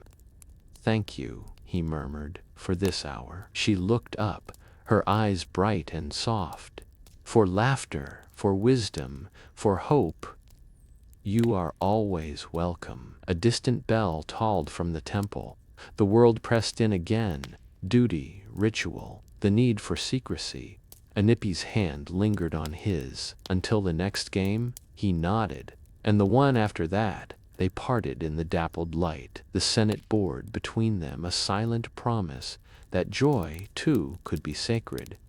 The temple garden was a maze of shadows and light, papyrus rustling in the warm breeze, lotus ponds shimmering gold beneath the sun. Between two walls of reeds, Anipe waited, pressing a scrap of papyrus so tightly in her fist, the edges left marks on her skin. She had not slept. Worry gnawed at her, mingling with the memory of Senu's laughter, the warmth of his hand over hers. Today, fear had come to drown hope, a warning whispered by a friend among the novices. The high priest was watching. The walls, it seemed, truly did have ears. When Senu appeared, slipping from behind a stand of fig trees, her breath caught. He looked tired, the lines beneath his eyes deepened, his ceremonial sash crooked, as if he had dressed in haste. "Anipe," he greeted, voice low but warm. She stepped forward, her free hand brushing his sleeve. "You shouldn't be here. The priests talk. They say the gods are displeased, that you linger too long in the library and among the novices." He offered a faint smile. "And do you believe them?" She shook her head, but fear gleamed in her green eyes. "I believe. People see what they wish." "I have heard things, Senu. The high priest searches for a reason to challenge your rule. He grows jealous. He senses your secrets." Senu's jaw tightened. "Secrets belong to all pharaohs. The gods themselves are not as open as men would wish." She pressed the scrap of papyrus into his palm. Look, he unrolled it. An omen drawn in hurried ink, a lotus, split in two, drifting on the current. Beneath it, the old script read, "Beware the serpent's tongue among friends. A divided flower cannot rule the river." Senu frowned, voice rough. "A warning. From whom, my friend in the scriptorium?" She risked much to pass it on. "It means there is danger from within, betrayal close at hand." He reached for her hands, squeezing them tight. "Then we must be careful, Anipe. For your sake and mine." A hush fell. Around them, the garden seemed to pause, listening. Senu leaned closer, searching her eyes for reassurance. "Do you regret this?" he whispered. "Meeting me, trusting me?" She shook her head, voice trembling. "Never. But I fear for you, and for all you carry." Just then, footsteps sounded on the stone path. The high priest, resplendent and cold, swept into the garden. His gaze settled on them, lingering, dissecting, calculating. Anipe bowed deeply, face hidden. Senu stood tall, every inch the king. "Pharaoh," the priest intoned, "the council awaits your wisdom." Senu nodded, his mask of power sliding into place. "I will come." As the high priest moved away, his eyes flicked to Anipe, a silent threat in the glance. Anipe's hands trembled as she rose. "You must go," she whispered. "I'll find you when it's safe." He wanted to embrace her, to promise that love could outwit any enemy. But all he could do was hold her gaze for a moment longer, pouring every wordless hope into that look. Then he was gone, disappearing toward duty, leaving Anipe in the garden's hush, her heart pounding with fear and with love. Above, the lotus ponds rippled in the wind, reflecting a world where fate and choice collided with every breath. And the great temple plaza shimmered with gold and sunlight, banners fluttering atop massive pylons. 1,000 voices fell silent as the pharaoh entered, draped in linen so fine it gleamed, the double crown glinting in the morning light. He was the living Horus, the heart of Egypt, and every gaze in the city was fixed on him. Senu moved with regal composure, but each step felt weighted by eyes and judgment, by the knowledge that Anipe watched from among the ranks of the temple scribes, her presence, a secret comfort and a source of anxious hope. Today was the festival of the sun, a day when gods and mortals met in ritual, and the pharaoh led the procession that would bring Egypt's prayers to the heavens. Trumpets blared, drums thundered, and petals rained from the hands of children as the priests filed past, their robes ablaze with gold and carnelian. Anipe walked near the altar, a vision in formal white, her head crowned with a net of beads and gold. She carried the ritual papyrus, hands steady despite her racing heart. Every step she took was practiced, but the moment her eyes met Senu's, her mask nearly slipped. She lowered her gaze quickly, lest anyone see the longing there. The high priest, grave and slow, intoned ancient prayers, his voice echoing from the carved stone. He watched the pharaoh and Anipe with a hawk's suspicion, missing nothing. Senu reached the steps of the altar, lifted the ceremonial crook and flail, and held them aloft to the roaring crowd. The people cheered, but for a brief heartbeat his gaze flicked to Anipe, seeking reassurance. She nodded, the tiniest of gestures, and he straightened his back, finding the strength to play his part. The ceremony wound through its ancient stages. Chants, offerings, libations poured for Ra, Osiris, and Isis. Anipe's voice joined the chorus, clear and strong. She handed Senu the sacred ankh, her fingers brushing his in the exchange. For an instant the world faded, the gods, the priests, the crowd. all vanished, leaving only the warmth of skin on skin. Neither smiled. Both understood the danger of even this brief touch, but their hearts thudded in silent accord, a rhythm beneath the relentless chant of life, stability, and power. A priest of incense. Senu waved the smoke skyward, his voice resonant as he called on the gods to bless the kingdom. The crowd bowed, faces pressed to the earth, while above a hawk circled, a living omen. As the final hymn rang out, the high priest stepped forward, placing a cold hand on Senu's shoulder. "May Horus keep your heart pure, my pharaoh," he intoned, eyes searching for secrets. "And may wisdom guide your counsel," Senu replied. Every inch the king. The festival ended in a flurry of color and song. The priests led the pharaoh and his court away. But in the chaos, Anipe found herself beside Senu for a fleeting moment in the colonnade's shadow. "Be careful," she whispered, voice trembling. He met her gaze, letting the mask drop for just a heartbeat. "You as well. We are watched." A servant's call pulled them apart, and soon they were lost in the swirl of courtly duty, their bond stronger for having survived the fire of so many eyes. As the sun climbed, banners snapped overhead, and the city rejoiced. Yet beneath the celebration, the air hummed with warnings. The love that bound pharaoh and priestess would demand choices, and the gods were watching. Tove. The temple's inner halls were hushed and cool, the laughter and music of the festival fading behind thick stone walls. Senu walked swiftly, ceremonial robe clutched close, double crown hanging heavy in his hand. Every step echoed, a reminder that he was not alone, not even here among the shadows. He found Anipe waiting beneath the massive statue of Isis, her silhouette etched in golden lamplight. She looked smaller without her ceremonial headpiece, her hair loose about her shoulders, face drawn and tired. "Pharaoh," she whispered, a bittersweet smile flickering across her lips. He managed a smile in return, his voice soft. "No titles, not tonight," she nodded, stepping closer, her hands trembling on the amulet at her throat. "They are watching us, Senu. The high priest, the elders. I heard whispers today, rumors that you have been influenced by temple magic. Her voice broke, that I have bewitched you." He reached for her hand, squeezing gently. "If love is a spell, then let it never be broken."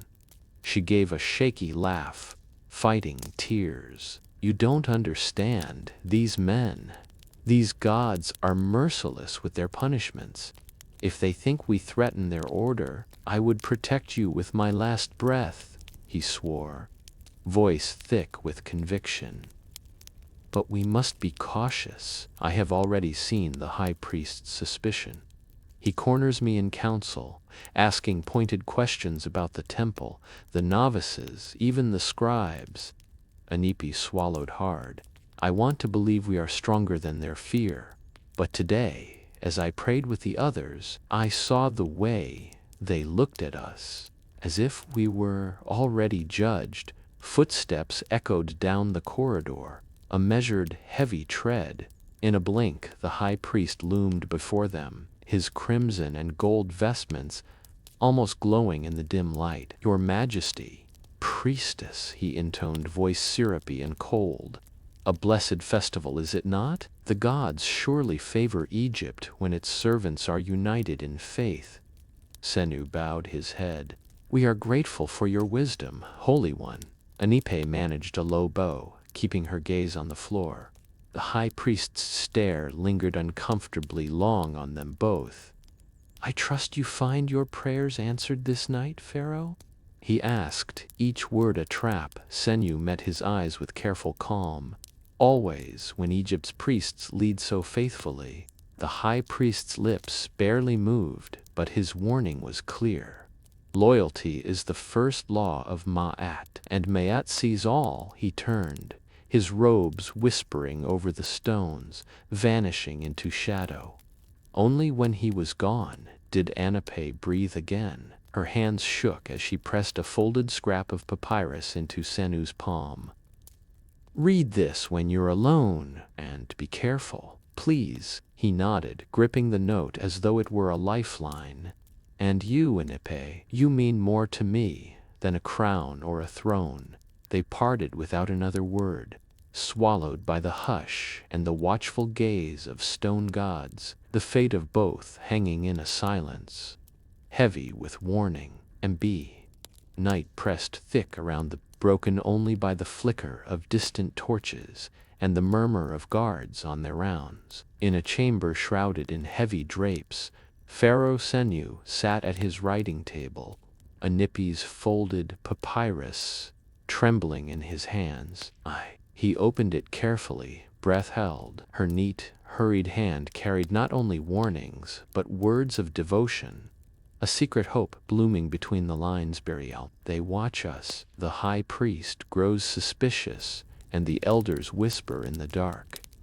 "But my heart is yours, as the river is Egypt's. Whatever fate brings, remember, I choose you." Senu pressed the note to his lips. Overcome by longing and fear, he reached for a fresh sheet of papyrus, dipping his reed pen in ink, letting his heart spill out as the city slept. "Dearest Nimaatre, the world conspires against us, yet in you I find a sanctuary no priest or law can shatter. I know the price of loving you may be great, but I would pay it 100 times. Every sunrise, every prayer is filled with your memory. If the gods test us, let them see our courage. If they punish, let them also see our love endure. I will never turn away."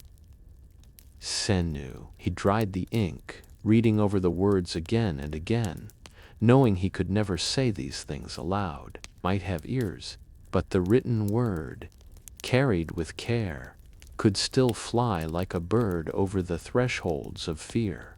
A soft knock at the door. His most trusted attendant slipped inside, bowing low. "Take this to the priestess Nimaatre. Tell no one.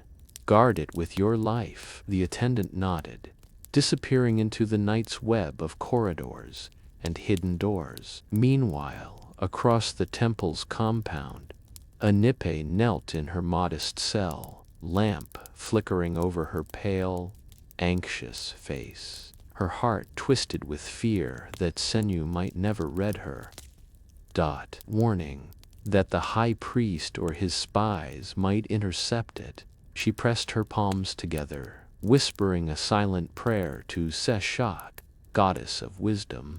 "Let my words be a shield, let love be our courage." Footsteps in the corridor. A brief, secret knock. She rose, opening her door a crack. The attendant's eyes shone with urgency. He pressed the letter into her hands and vanished, leaving only the faintest scent of myrrh behind. Nimaatre read Senu's words once, then again, tears prickling her eyes. Strength rose in her chest, strength drawn from trust, from love that refused to bow to power. She sat at her table, ink and papyrus ready, and wrote by trembling lamplight. "Bidil my Pharaoh. Love binds me to you. More than fear could ever keep us apart. They may watch, they may threaten, but we are not alone. My courage is yours. My fate entwined with yours, as the lotus is to the river. Until we are free, I remain yours, body and soul, Nimaatre." She dried the letter, folded it, and pressed it to her lips, before hiding it in a seam of her robe. The reply would wait until dawn, when her novice friend could carry it safely. Elsewhere, Senu sat in the hush of his chamber, eyes fixed on the moon beyond the lattice window. He imagined Nimaatre reading his letter, feeling his love across the distance. He whispered her name as the city slept. Tonight, no matter the dangers, they were together in spirit, twin hearts keeping their promise alive, hiding courage and hope in every secret line. The sacred lake shimmered beneath the moon, silver ripples dancing over dark water. Papyrus bowed along the shore, and somewhere in the reeds, a heron lifted its wings and vanished into the night. Senu crept along a hidden path. The charm Nimaatre had pressed into his palm, clutched tightly in his fist. He had shed all symbols of power, save for the devotion in his eyes and the resolve beating in his heart. Tonight, he was not Pharaoh, only a man risking everything for love. Nimaatre waited at the water's edge, her cloak drawn close, arms full of blue lotuses. The cool air raised goosebumps on her skin, but anticipation and fear warred within her, warming her from inside out. When Senu emerged from the shadows, her heart leapt. She smiled, tears threatening. "You came! I would have crossed the desert," he replied, voice rough with emotion. For a while, they stood together in silence, the only witnesses, the frogs and the flicker of fireflies over the lake. Senu reached for her hands, holding them between his. "Are you afraid?" he whispered. "Yes, and yet, I have never been so certain of anything," Nimaatre replied. "Whatever the gods demand, whatever the high priest or your court says, I choose this. I choose you." He pressed her fingers to his lips, breathing in her courage. "I do not know what tomorrow will bring. The world may turn against us. You could be sent away. I could lose everything.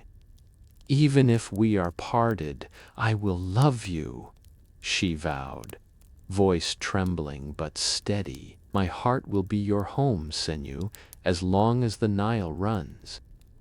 He smiled, tears shining in his eyes. "And let us seal this night." From beneath his cloak, he drew the wooden charm, Horus's eye, polished smooth from his touch. He looped it over her wrist, for protection. "May it keep you safe as you have kept my heart safe." Nimaatre pressed a lotus bloom into his hands, the petals soft as her promise. "And this, a token of our vow. The lotus never dies. It returns with the sun, so too will my love." They knelt together at the water's edge, moonlight painting them silver. Senu bowed his head, voice low and fervent rhythm. "Before the gods and the sacred lake, I vow to keep your love above all else. Above throne, above pride, above fear, above, if I lose all, let me keep you in my heart." Nimaatre joined, her words a quiet song. "Redens, I vow to wait for you, in life or in death, in joy and in sorrow. My soul is yours, Senu, until the stars fall and the Nile runs dry." They pressed their hands to the water, the coolness a blessing and a seal. The night seemed to hold its breath, as if the gods themselves listened. For a moment the world faded. No priests, no enemies, no thrones, just two souls bound by courage and hope. Senu rose first, pulling Nimaatre to her feet. He kissed her brow, lingering. "We will endure, my heart. Our story is not finished." "No," she agreed, voice strong. "It is only beginning." They parted at the edge of the reeds, each vanishing into the dark, their hearts buoyed by vows made under the watchful eyes of gods and stars. And across the sacred water, the lotus flowers floated, silent witnesses to a love that refused to bow.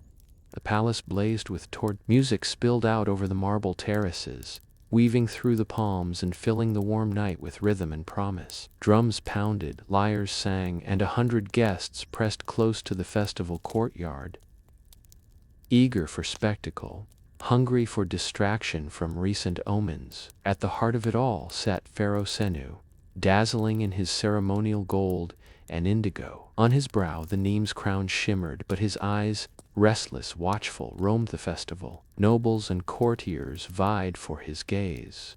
laughter and wine flowed like the Nile itself. But the young king's mind wandered to secret lakes and sacred vows. Tonight, however, his kingdom demanded another face. A ruler of fire and celebration, a patron of the gods. He sat tall, flanked by priests and advisors, accepting offerings and praise with a regal nod. Yet beneath the trappings of power his soul was unsettled, seeking something unnamed. A sudden hush swept the courtyard. The musicians stilled. A herald's voice rang out, "Behold Zara, jewel of the red sands, she who dances with the wind and tames the fire."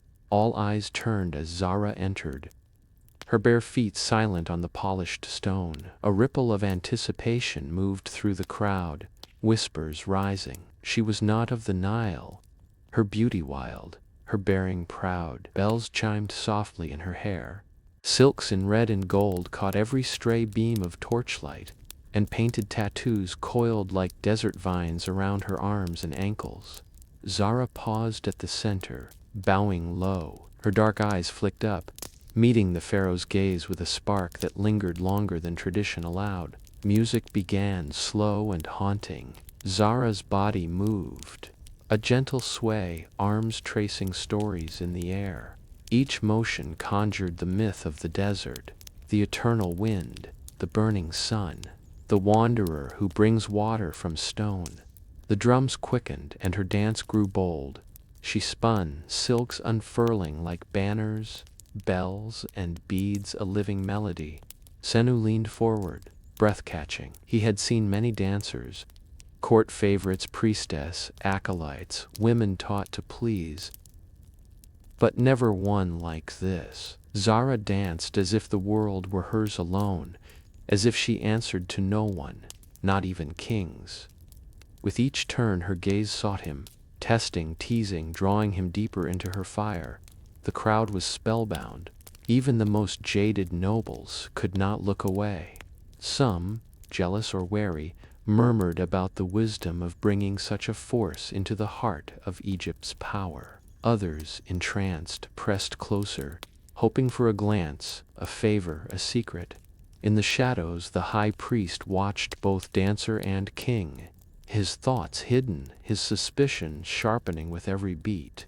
As the dance crested, Zara knelt, arms raised in supplication, not to the gods, but to Senu himself. In that charged silence, only the crackle of torches in the king's pounding heart could be heard. She rose, circling him, her silks brushing the marble at his feet, her gaze locking with his once more. Senu felt the world narrow to a single blazing point. This woman, this moment, this burning question of what might come if he stepped beyond the boundaries set for him. The final notes faded. Zara bowed, her hair falling forward, a single bell chiming. A promise or a warning. The court erupted in applause, but Senu's hands stilled, trembling. He watched as Zara disappeared behind a curtain of flame and shadow, the echo of her dance lingering in his chest. Around him, whispers and rumors gathered like clouds. Already, Senu knew the old order was shifting, and somewhere in the flickering darkness, the dancer from the red sands had changed everything. The palace garden was cool and fragrant, washed in moonlight and the perfume of 1,000 blooms. Water rippled in hidden channels, frogs croaked in the reeds, and nightbirds sang secret songs to the Nile. Pharaoh Senu slipped out from the marble halls, leaving behind the echo of music and praise. He longed for solitude, yet found his mind burning with images, red silks, whirling bells, the memory of a dancer's dark eyes holding his own. He found refuge by a lotus pond, kneeling at the edge to let the night air cool his face. His reflection, pale and thoughtful, wavered in the ripples, the gold of his crown replaced by the silver of the moon. Senu drew in a slow breath, trying to silence the drumbeat in his chest. A soft laugh caught him off guard. A king in hiding? He spun around, half rising. Zara stepped from behind a stand of papyrus, her silhouette framed by the blue-white glow. She wore a simple shawl over her festival finery, and her wild hair tumbled loose, beaded ends glinting as she moved. For a heartbeat they simply stared, the world narrowed to just the two of them. Senu found his voice first. "You walk boldly, Zara. Few enter the royal gardens without an invitation." She smiled, lowering herself onto a stone nearby, legs tucked beneath her. "And yet here I am. Your guards are distracted by wine and song. Besides, the desert teaches one to make their own invitations." He chuckled, unable to suppress his amusement.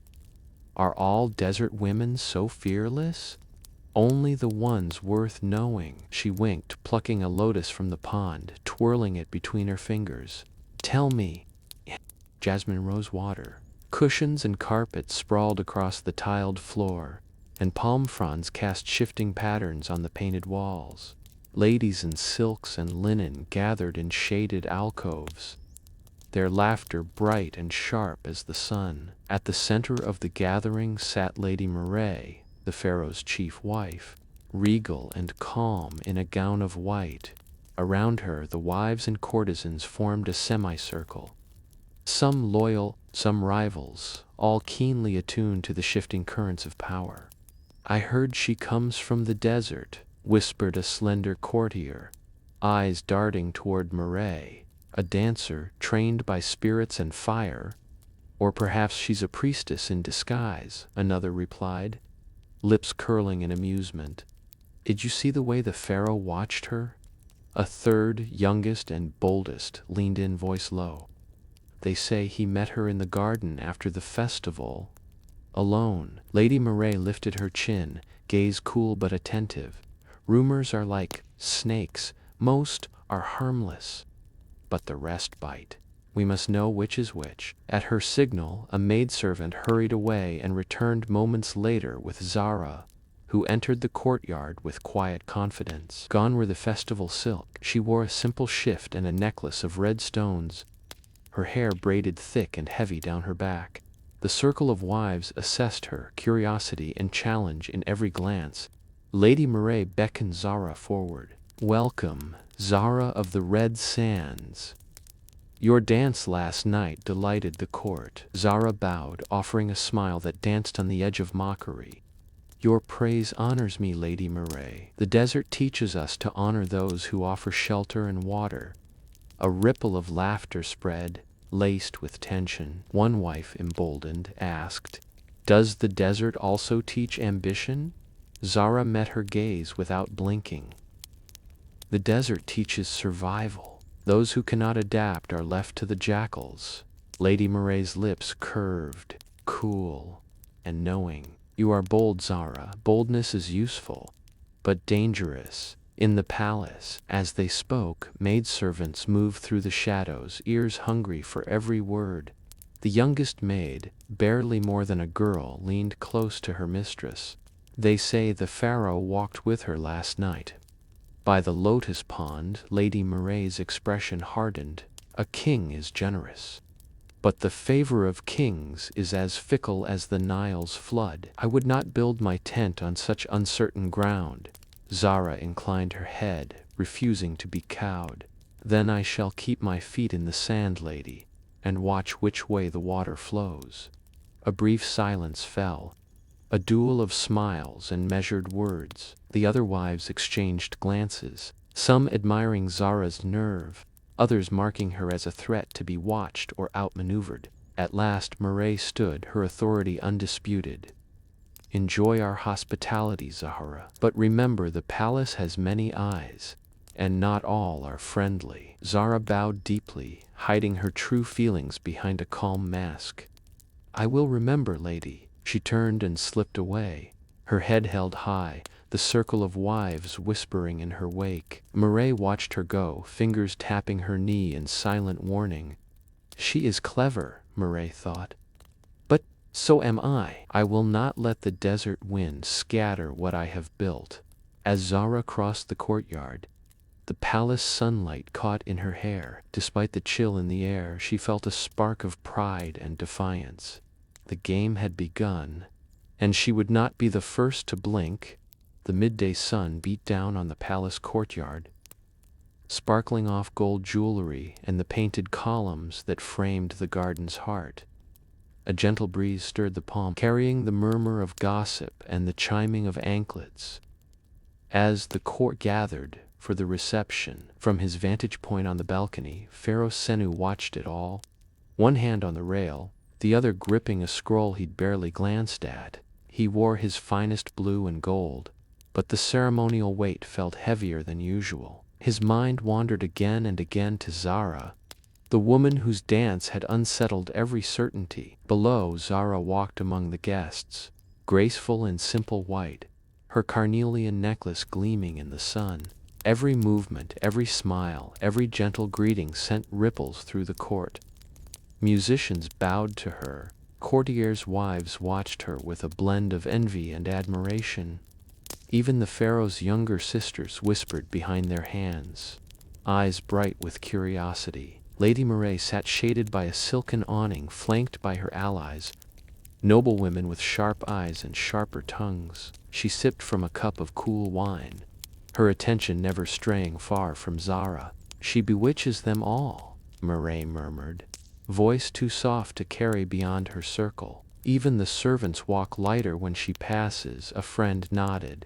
"The king's gaze does not leave her." "You must act, Mitanni, before she plants herself too deeply." Mitanni smiled thinly. "The desert flower may be beautiful, but the Nile drowns all that threatens its course. I will not yield." Across the courtyard, the high priest drifted, his gold-embroidered robe trailing in the dust. He paused now and then to offer a blessing or word of guidance, but his eyes missed nothing. Each glance at Zara was measured, probing for weakness or scandal. A hush fell as a young courtier's daughter burst into tears, accusing Zara of stealing her suitor's affection with foreign magic. The crowd shifted, hungry for drama. Zara faced the accusation with steady calm, voice gentle but unwavering. "I have no power but that of dance and song," she said, bowing her head. "If your heart strays, blame not the wind, but the one who follows it." The crowd laughed, tension broken. The daughter, chastened, was led away by her mother, while whispers grew in every corner. Senu's heart twisted. He saw the pride and pain in Zara's posture, the isolation that came with being different. He wanted to rush down, to defend her, but knew he must stay where his station demanded. Their eyes met across the crowd, hers bright and searching, his full of silent apology and longing. In that glance 1,000 words passed, invisible to all but them. As the reception wore on, alliances shifted. Some courtiers gravitated toward Zara, hoping to bask in her new influence. Others clung tighter to Mitanni, plotting ways to regain the king's attention. Servants carried tales from one group to another, the web of palace intrigue growing ever more tangled. The high priest retreated to the shadows, mind-working. Mitanni called for more wine and summoned her messengers. By the time the sun dipped low, the courtyard was a swirl of color, gossip, and unease. Zara excused herself with dignity, disappearing into the palace's maze of halls. Senu lingered above, watching until she was gone. "How quickly the tides turn," he thought, "and how dangerous the current has become." He turned from the balcony, the day's mask dropping. Alone at last, his heart ached for something simple and true. A single touch, a shared word. Below, the court buzzed on, blind to the storm brewing just beyond their grasp. Twilight draped the palace in a deepening veil of violet and blue. Lamps flickered in the great halls, casting shifting patterns on stone walls carved with tales of glory and heartbreak. In his private chamber, Pharaoh Senu sat hunched over a low writing table, the stylus trembling slightly in his grasp. His heart pounded as he crafted the message, choosing every word with care. Zara, tonight, when the moon rises, come to the hidden garden by the north wall. There are words only the night may hear. He sealed the papyrus with a drop of perfumed wax, then summoned his most loyal scribe, a man whose hands were stained with ink and whose eyes darted like a startled mouse. "Take this to the dancers' chambers. Tell no one. If you are caught, say nothing, no matter what they threaten." The scribe bowed, clutching the note as if it burned, and vanished into the maze of corridors. He passed under colonnades and past fountains, evading the quick glances of servants and the sharper eyes of Lady Marais's spies. At one corner he nearly collided with a noblewoman's attendant, but managed to bow and mumble an apology before hurrying on. Zara, in her modest guest chamber, had just finished combing sand from her hair when the scribe slipped inside. He bowed low, handed her the folded note, and left as quickly as he had come. Her fingers shook as she broke the seal. She read Senu's invitation, eyes widening as anticipation and dread wrestled within her chest. She hid the note beneath her pillow, heart thrumming with a wild hope she'd tried to suppress.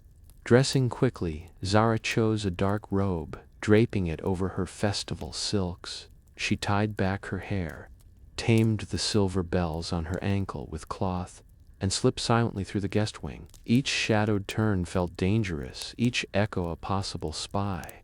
At a side door, a kindly old servant, bribed with little more than a smile and a gold bead, let her pass into the cool, sweet air of the private garden. She followed a winding path through banks of lotus and papyrus, the air humming with the scent of night-blooming jasmine. Her breath caught as she saw Senu waiting, framed in moonlight beside a statue of Isis. His tunic glowed faintly purple, his face tense and eager. "Zara," he whispered, relief flooding his features. "You came." "I would have been a fool not to," she replied, stepping closer. "You risk much for this, so do you." He reached for her hand, pulling her gently into the circle of his arms.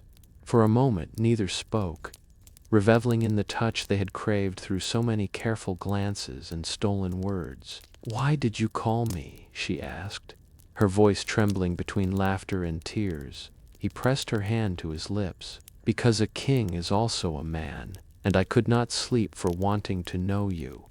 Away from eyes, away from." She leaned into him, feeling the truth in his arms. "Then let's forget the world, just for tonight." They wandered among the lotus pools and marble statues, whispering secrets and fears. Zara told him stories of the desert, the way the wind sounded at night, the taste of freedom. Senu confided in her his loneliness, his hunger for a life less scripted. Their laughter mingled with the songs of night. "Insects," so they promised quietly, to hold on to this memory no matter what the dawn brought. As the moon climbed high, Senu brushed a lock of hair from Zara's brow. "Stay a little longer?" "I will," she murmured, "for as long as the night will have us." In the hush of the secret garden, beneath a sky splintered with stars, the pharaoh and the dancer found a moment of joy, stolen, dangerous, and impossibly sweet. Night's cool hush pressed close as Zara left the secret garden, her heart buoyed by the warmth of Senu's embrace and the memory of whispered promises. The palace seemed softer now, petals drifting from moonlit lotus blooms, the faint echo of laughter lingering in her ears. She clung to that happiness, not knowing how fragile it was. In the shadow of a marble column, a pair of keen eyes watched. Keziah, the cleverest of Lady Marais's maids, slipped noiselessly along the wall, careful to blend into the night. Her quick hands pulled her plain brown robe tighter, her gold ear stud glinting faintly, a mark of her secret allegiance. She saw Zara pause at the garden gate, brush a stray curl behind her ear, and glance over her shoulder, dreamy, distracted. Senu lingered among the lilies, unaware he was no longer alone. Keziah waited until Zara's footsteps faded, then darted after her, keeping to the shadows. Satisfied she'd seen enough, she doubled back, making for the servants' corridors. Her heart raced. This was no ordinary gossip, but the sort that could change the fate of queens. Back in the garden, Senu stared at the silver path Zara had walked, an uneasy tingle prickling his skin. He bent to pick up a fallen lotus petal, frowning as the wind stirred the pond. He thought he'd heard something, a whisper, a footfall, but the night gave nothing away. He returned to his chamber by a winding route, eyes searching every shadow. Kasaya slipped through a secret side door and found Lady Nimaatre waiting in her private parlor, restless, her fine robe catching the lamp's glow.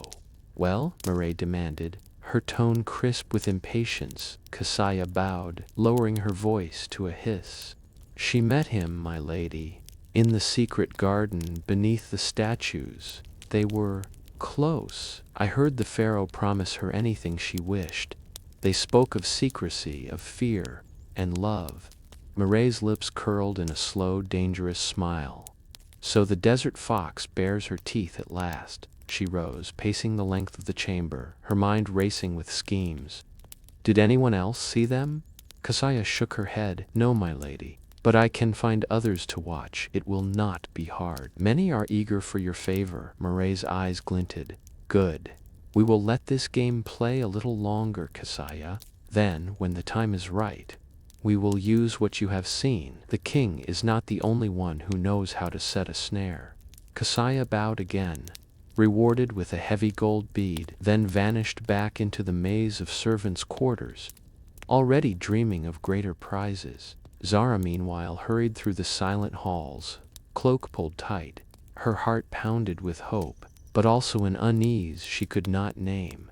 In her room, she pressed a hand to her chest, whispering a silent prayer for protection, not knowing that eyes other than the gods were watching. And across the palace, Lady Nimaatre called her most trusted advisors to her, already weaving the next web. The palace itself seemed to hold its breath, waiting for the next move in a game grown far more dangerous than dance or desire. The air in Lady Nimaatre's private chamber was heavy with perfume and danger. The walls, painted with lotus and falcon, glimmered in the golden light of late afternoon.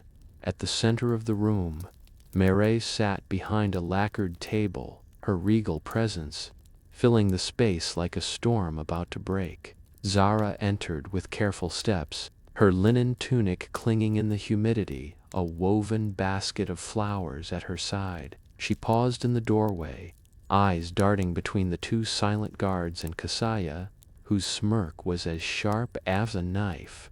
"Welcome, Zara of the Red Sands," Nimaatre intoned, voice sweet as honey but edged with steel.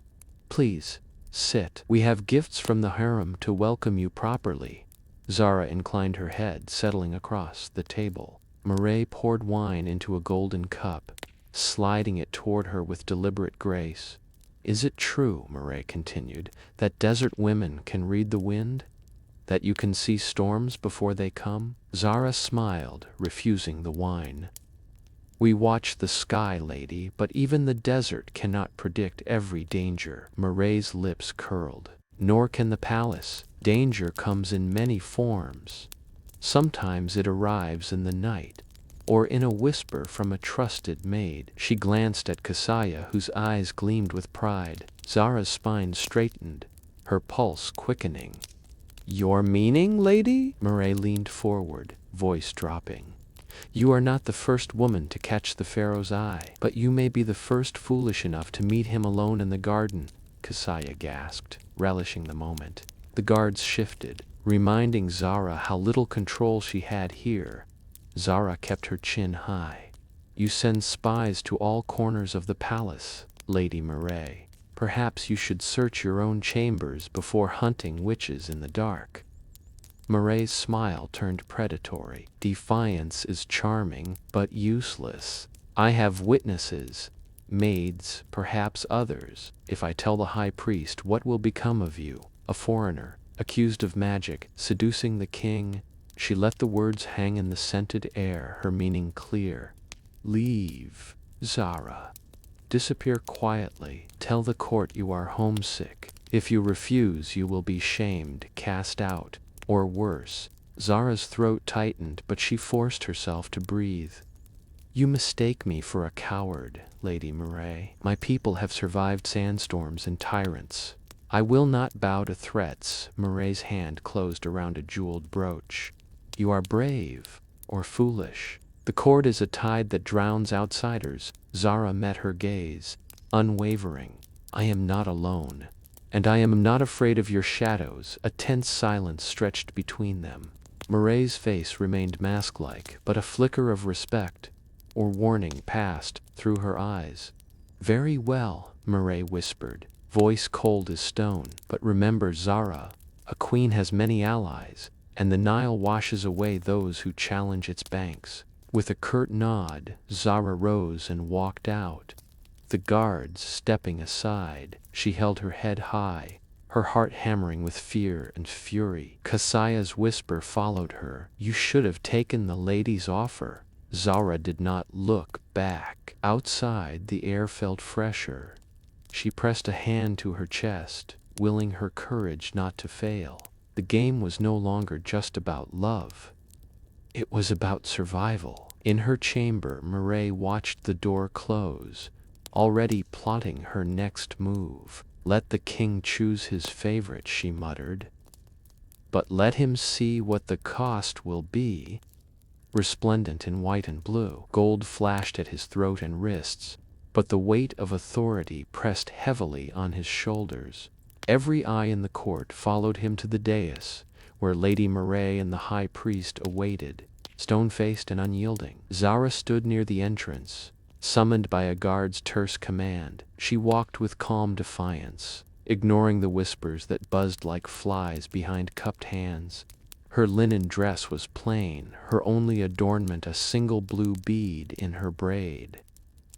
A gift from Senu, now hidden in plain sight. Lady Nimaatre was first to speak, her voice sharp and clear. "My king, it is with a loyal heart I bring grave concerns to your attention. The dancer Zara, welcomed as a guest, has stirred unrest among the wives and sowed confusion among your counselors. Some say she has bewitched you." Senu gripped his staff, his knuckles white. "Is it a crime, Lady Nimaatre, for a guest to dance and speak her mind?" The high priest stepped forward, robes trailing. "It is not dance that brings chaos, but hearts that wander from Ma'at. Pharaoh, your ancestors built order. Will you let it be undone for a single woman?" Whispers swelled. Some courtiers glared at Zara, others at Senu, sensing a spectacle. The tension built, thick and heavy as the Nile in flood. Lady Nimaatre pressed on. "We have seen the change in you, my lord. You are distracted, irritable. The wives are anxious, the nobles restless. If Zara stays, there will be discord." Senu met her gaze, then signaled for Zara to approach. She stepped forward, head high, meeting the stares of the court without flinching. "I am not a queen, nor do I seek to rule," she said, voice strong. "But I have given only what I was asked for. Truth in my dance, honesty in my heart. I have no spells, no poison. Only myself." Lady Nimaatre's voice grew icy. "And do you deny that you met the pharaoh in secret? That you sought to sway him from his duty?" Zara looked at Senu, and in her eyes he found courage. "If I met him, it was because he asked to know the world beyond his palace. If I gave him anything, it was the freedom to speak as a man, not just a king." The high priest's gaze sharpened. "Pharaoh, this is the moment to affirm your loyalty. Choose Egypt, choose Ma'at, and let this temptation pass. Or else." Senu's heart pounded, every muscle taut with conflict.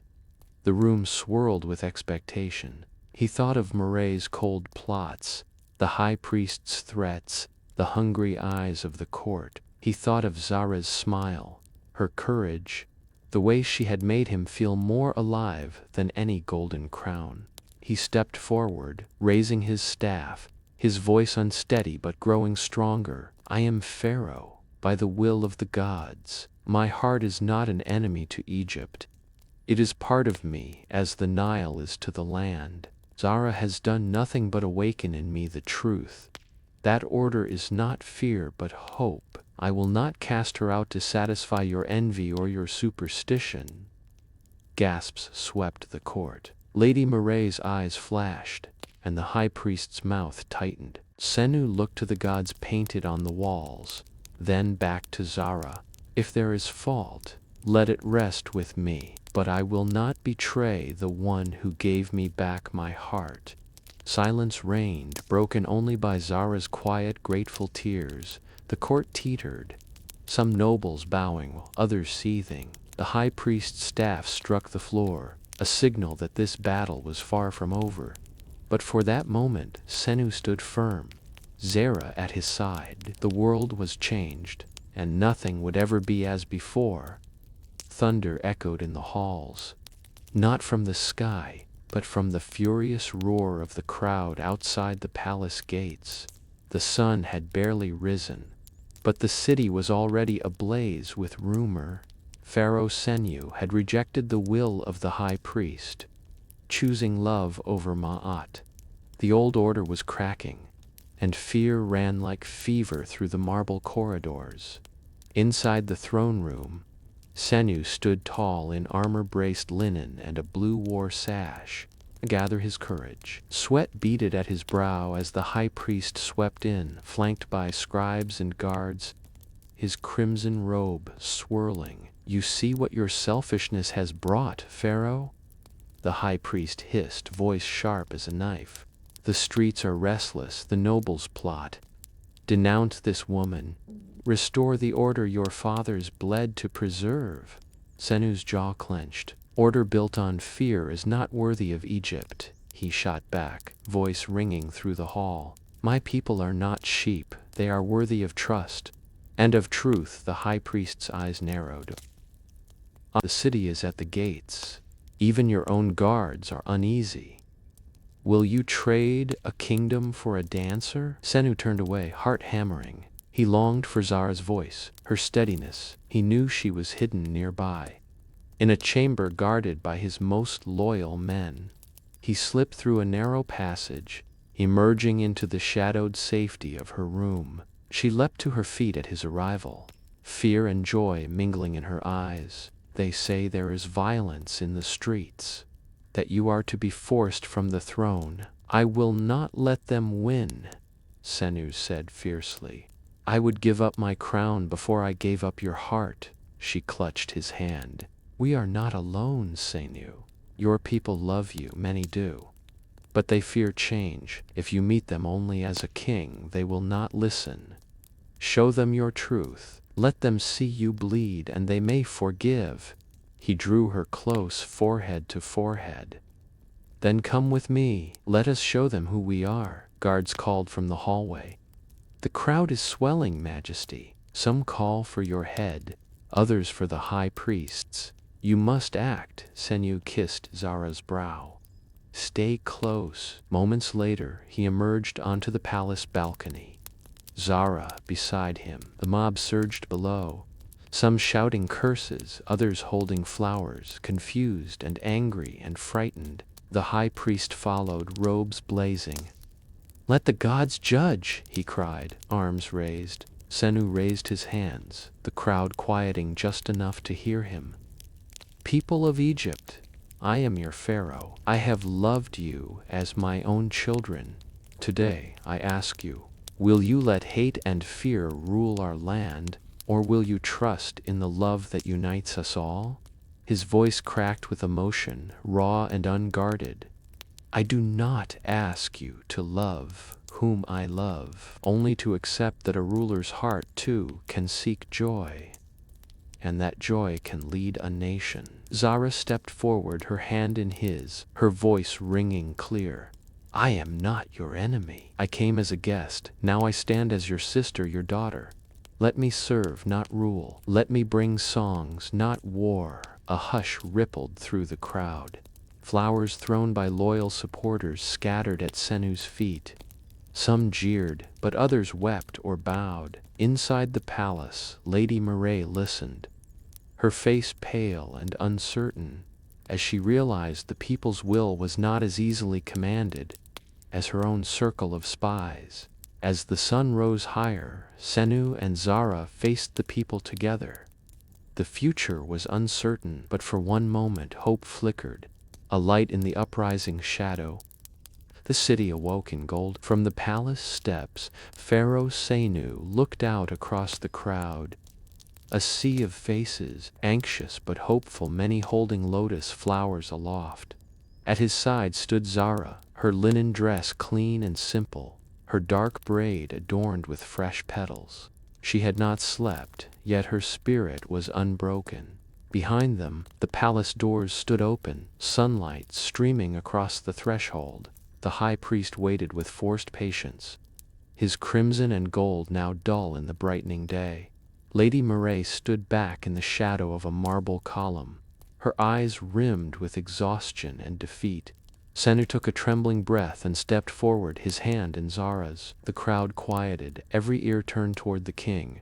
"My people," Senu began, voice resonant and clear, "Egypt has endured many storms. The gods have tested our hearts, our courage, our unity. I have been your pharaoh, but I have also been a man with doubts, dreams, and the longing for truth." He paused, the weight of the moment pressing on his shoulders. Zara's hand squeezed his, lending him strength. "Last night, I stood before you as ruler and as lover. Today, I ask you to judge me not for whom I cherish, but for the world I wish to build. A kingdom where love and wisdom guide us, where new voices are heard, where fear and suspicion no." He turned to Zara, inviting her forward. "This is Zara, beloved of the red sands. She is not queen, nor does she seek the crown. She stands here as my heart's companion, my inspiration, my joy. I ask only that you welcome her as you would a new dawn, honoring her song, her courage, and her devotion to Egypt." Zara bowed deeply, the lotus petals trembling in her hair.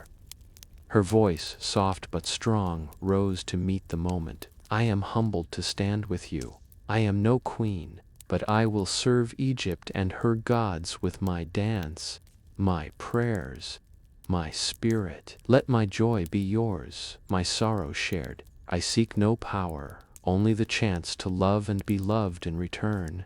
A hush followed, then the high priest, sensing the tide, stepped forward. "The gods have spoken through the will of the people. May Ma'at bless this new beginning. May peace and hope fill every house in Egypt." Senu bowed his head, relief and gratitude washing over him. Lady Nimaatre, unable to bear the loss, turned and slipped away into the palace, her schemes crumbling in the light. The crowd erupted in joyous shouts. Lotus petals filled the air as musicians struck up a triumphant song. Children danced at the steps, and elders wiped away tears. Senu turned to Zara, awe and happiness mingling in his gaze. "We did it, not for a throne but for ourselves, and for all who dream." She smiled, tears in her eyes. A new reign, a new song. Hand in hand, they stood before the people, the first light of a new era, glimmering on the white stones and painted gods. Their story, once threatened by jealousy and hate, had become a promise for all Egypt, that love, like the lotus, could rise from any shadow and open to the dawn.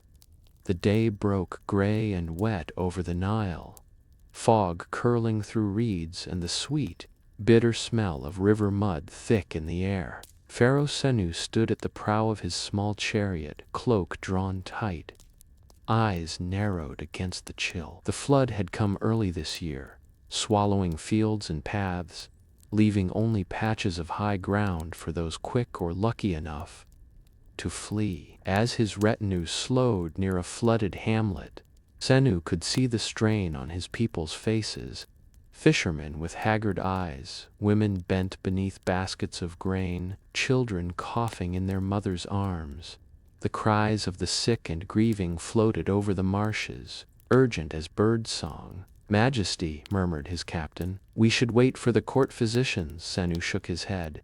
"If a king cannot stand in the mud with his people, He is no king at all. He stepped down, boots sinking into the muck. Ahead, beside a patch of raised earth where water lilies bloomed, a small crowd had gathered. In their midst, a young woman moved quickly from patient to patient, kneeling to bind a cut on a child's foot, whispering reassurance to a feverish elder, scattering pungent herbs into bowls of boiling water. Her hands were stained green, her knees slick with river mud, her eyes bright and steady even as she worked without rest. More willow bark, she called over her shoulder, and warm cloth, not cold. He'll shiver and worsen. A villager handed her a bundle of roots, and she peeled and crushed them with swift precision. She did not look up as Senu and his guards approached. He watched, fascinated, as she pressed a poultice to a young boy's chest and began a low chant. He cleared his throat. I bring the best medics in the palace. Let them take the sick to the city for treatment. She glanced at him briefly, eyes unflinching. Gold does not heal a fever, Pharaoh. Willow and river mint do. A ripple of surprise ran through the villagers at her boldness. Senu's guards tensed, but he raised a hand. You know more than I, it seems, she nodded, her hands never still. I know what the river teaches. Every flood brings sickness, and every sickness has its cure. If you listen. Senu knelt in the mud, removing his signet ring and tucking it into his sash. Then teach me, healer. Let me help if I can. For a moment she hesitated, measuring him. Fetch clean water, she said, and hold this child's head while I wrap the wound. He obeyed, his royal tunic soon smeared with mud and herbs. The villagers watched in stunned silence as their pharaoh worked beside Tia, following her calm instructions. Slowly, a fragile trust began to form. Why do you come here, Majesty? Tia asked quietly as she pressed a bandage into place. To see, he replied, and to learn what I have not been told. She met his gaze, and in her eyes he saw both skepticism and hope. Then watch, Pharaoh, and remember, not all wisdom wears a crown. The sun broke through the mist, glinting on the muddy water and the hope on the faces of those who watched. A king, a healer, and a wounded people, each for a moment brought together by need and by courage. The sun was climbing, burning away the mist as Senu crouched beside Tia. The air was sweet with crushed mint and the sharp tang of willow bark. Children gathered, whispering in awe. The pharaoh, hands sticky with sap and sweat, did as the healer told him. Tiaka poured boiling water over a bundle of leaves in her rough clay bowl. Too hot and the root will burn, too cold and it's useless, she instructed. Her fingers were deft and confident, never pausing. Senu nodded, eager for each detail, though his muscles ached from unfamiliar labor. A little boy, Nafi, shivered in his blanket, cheeks flushed with fever. His mother knelt behind him, her face a map of worry and love. Tia dipped her finger into the brew, tasted and grimaced. Better than last time, she murmured, then offered the bowl to Senu. Smell it. He sniffed, wrinkled his nose, but nodded approval. If this can help him, I will remember it for every winter to come. Tia smiled, a rare warmth lighting her features. Care for the sick and the river will remember. Senu settled Nafi against his shoulder, murmuring soft words, while Tia cradled the bowl and coaxed the bitter potion between the boy's lips. At first Nafi gagged, tears springing to his eyes. Tia stroked his hair, singing a song in the river dialect. Gradually Nafi's shivers slowed. The fever seemed to lift as the sun rose, sweat breaking on his brow. The villagers held their breath. Senu wiped the child's forehead, face tense with hope. Will he live? Tia listened to the boy's chest, then nodded. The river takes, but it also gives back. He will sleep, no worse. When he wakes, he'll be hungry. The mother wept, pressing Tia's hands to her lips, then turning to Senu in awe. You have saved us, Majesty. Senu shook his head. She has saved you. I only learned today what a king should already know. The villagers murmured approval. Someone pressed fruit into Senu's hands. Another offered a carved comb for Tia, a token of thanks. As Nafi slept, Senu helped Tia clean her tools. They worked in companionable silence until, at last, she spoke. My father was a fisherman. The river took him last spring. My mother followed in the fever. I stayed to heal, to keep others from knowing such loss. Senu's heart ached. My mother was a queen, but loss makes orphans of us all. Tia met his gaze, understanding softening her eyes. Maybe the gods send floods and kings for the same reason, to see what we will do with sorrow. He nodded, thoughtful. I have lived among gold and marble and found only loneliness. Today, here with you, I feel hope for the first time in many moons.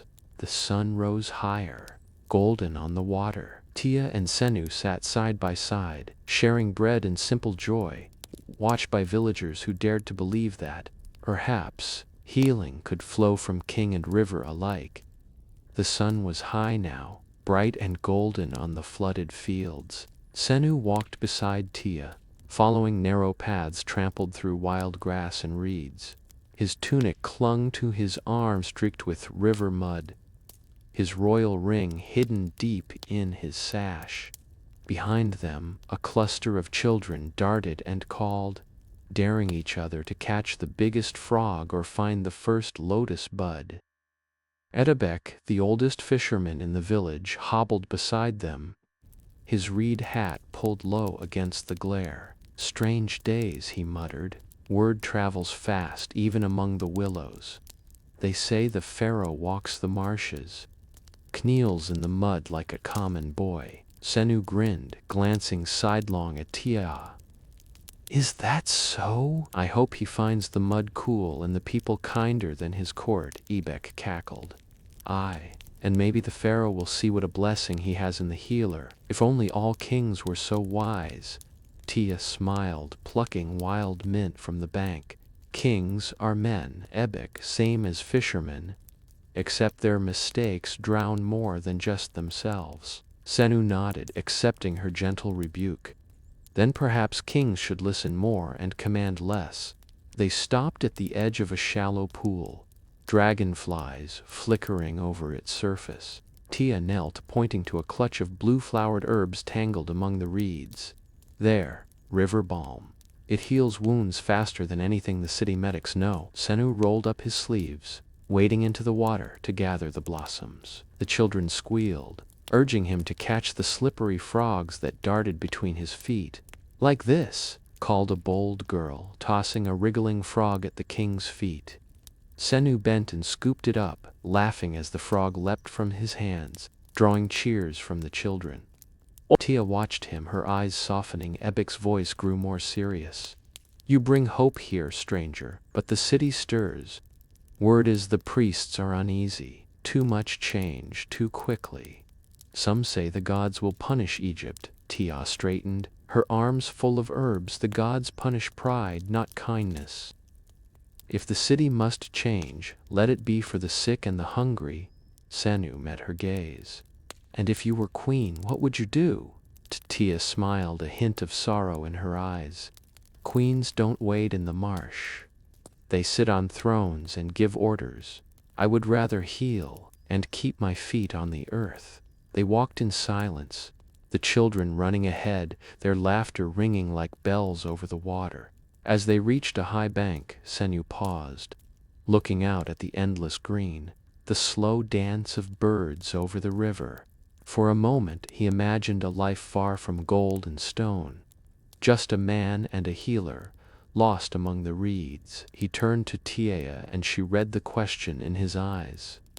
The palace is far from here, Pharaoh, but you are welcome to stay as long as you wish. He smiled, feeling the weight in his chest ease for the first time in years. Perhaps I will. They walked on, side by side, as the Nile shimmered under the afternoon sun, and the whisper of reeds carried hope for what might yet be. The largest fire, flames licking at the sky. Tia sat at the center braiding a little girl's hair, her laughter ringing through the night. Pharaoh Senu settled cross-legged beside the fire, wrapped in a borrowed cloak that hid his regal posture. Around him, old women roasted corn, boys passed hand drums, and a dog snored by the reeds. For the first time in many moons, Senu felt neither watched nor alone. Tia's voice rose clear and lovely, teaching the children a song. Ridial river strong, river wise, bring us healing, open our eyes, lotus bloom and willow tree. Keep our hearts and bodies free. The children's voices joined, uncertain at first, then swelling with confidence. The elders clapped. Ebik beat a gentle rhythm on his knees. After the song, Tia smiled at Senu. Your turn, stranger. We've heard tales of a king who sang to the moon. Do you know his song? Senu hesitated, cheeks warm, but then began a hymn his mother had sung in his childhood. Simple, full of longing for peace and home. The villagers listened, some wiping tears, others swaying to the melody. Ebek broke the silence with a wild fisherman's tale. How he once caught a fish so large, it fed the whole village for a week, then leapt back into the river and became a crocodile. Laughter erupted, the little ones begging for more. The night was thick with joy. Senu watched Tia as she danced with the children, her hair swinging, her eyes bright with a reflected fire. When she returned to the fire's edge, she offered him a cup of sweet date wine. Thank you, he whispered, for showing me your world. She shrugged, smile shy. It is yours too if you want it. Their hands brushed, sending a thrill through them both. For a long while they sat quietly, side by side, listening to the crickets and the soft breathing of the sleeping children. Tia spoke first, voice low. You could stay, you know, not as a king, just as a man. He looked at her, heart pounding. I want to, more than I ever thought possible. She laughed softly. Tomorrow the world will come looking for you. But tonight, let the river keep our secret. Senu nodded, feeling, for one brief night, utterly at home. As the fire dwindled, the villagers drifted off to their beds. Only Senu and Tia remained, staring into the last of the flames, dreaming of what might be if dawn never came. Tenishchi. Morning rose soft and golden over the marsh. Senu moved through the waking village, handing out flatbread, helping Tia check bandages, laughing quietly with children who tugged at his cloak. The world felt gentle, real, a dream he longed never to wake from. Tia caught him by the arm as he stooped to pick up a fallen basket. You move like a man born to this place, she teased, but her eyes were clouded. He smiled, brushing a blade of grass from her hair. You've shown me what peace can be. A commotion at the edge of the reeds turned every head. The royal messenger strode forward, crisp in his gold-trimmed livery, sandals caked with marsh mud. He knelt before Senu, pressing a scroll into his hands. Majesty, forgive the intrusion. You are urgently summoned. The palace awaits. The villagers stared, realization dawning. Some fell to their knees, weeping. Ebik, eyes wide, stammered, all this time you were our king? Senu's cheeks reddened. Today I was your neighbor, your friend. Remember me as such. Tia watched in silence as the villagers clustered around Senu, blessing him, pressing tokens of gratitude into his hands. A woven charm, a handful of dried lotus, a carved reed flute. One old woman lifted her hands in prayer. Go with the river's blessing, Pharaoh. Remember us when you rule. Senu promised, voice thick, I will. The wisdom of the marsh will live in the halls of Thebes. He found Tila at the water's edge, her eyes shining with unshed tears. You must go, she whispered, but don't forget what you learned here. He pressed his palm to hers, leaving his signet ring in her hand. This is not goodbye. The Nile flows both ways. I will return, if the gods are kind. She nodded, unable to speak, squeezing his hand until the moment faded. The messenger signaled the guards, and Senu climbed into the waiting chariot. As he rode away, he looked back at the healer and the marsh, his heart breaking with every step. yet full of hope for what love, humility, and healing could bring to Egypt. Behind him, Tia watched until he vanished among the reeds, the signet ring warm in her fist, the river's promise echoing in her heart. Sunlight flared on the gold-tipped towers of Thebes as Senu returned, his chariot clattering into the palace courtyard. The scent of lotus and myrrh hung heavy in the air, so different from the clean, wild breath of the marsh. Courtiers pressed close, their bows practiced and their eyes hungry for scandal. He entered the great hall, his reed flute and charm tucked in his belt, a secret shield against the overwhelming rush of marble and intrigue. The high priest, tall and grave, swept forward, robes whispering across the floor. "Majesty," the priest intoned, bowing just enough to satisfy custom. "The court has been anxious. Why did you vanish? Your absence stirs rumors of weakness, of rebellion." Lady Nimaatre reclined nearby, fingers tapping, her gaze cool but brittle. "We feared for your safety, dear Senu. The city cannot afford a king distracted by rustic fancies." Senu met their stares, voice calm but strong. "I went to the floodplains because a king must know the heart of his people. In the mud and sorrow I found courage, healing, and wisdom. Not just from priests or generals, but from a healer named Tia. Her hand saved lives where gold could not." A murmur rippled through the court. Some nobles frowned, others shifted uneasily. The high priest's eyes narrowed. "It is not fitting for a pharaoh to kneel among commoners. You risk the respect of the gods and the loyalty of your nobles." Senu's lips curved in a faint, sad smile. "Respect is not given, it is earned. I learned more from mud and grief than 1,000 gold statues could ever teach me." Lady Nimaatre's tone sharpened. "And what of your duty here? What of your promise to Egypt's order and Ma'at?" Senu glanced at the painted goddess on the wall, his heart pounding. "Order must live in every hut, every field, not just in these halls. If Egypt is to be strong, it must also be kind." A long, tense silence. Then one elderly scribe, voice trembling, spoke up. "Majesty, the people tell stories already of healing and hope. The city listens." The high priest lifted his staff.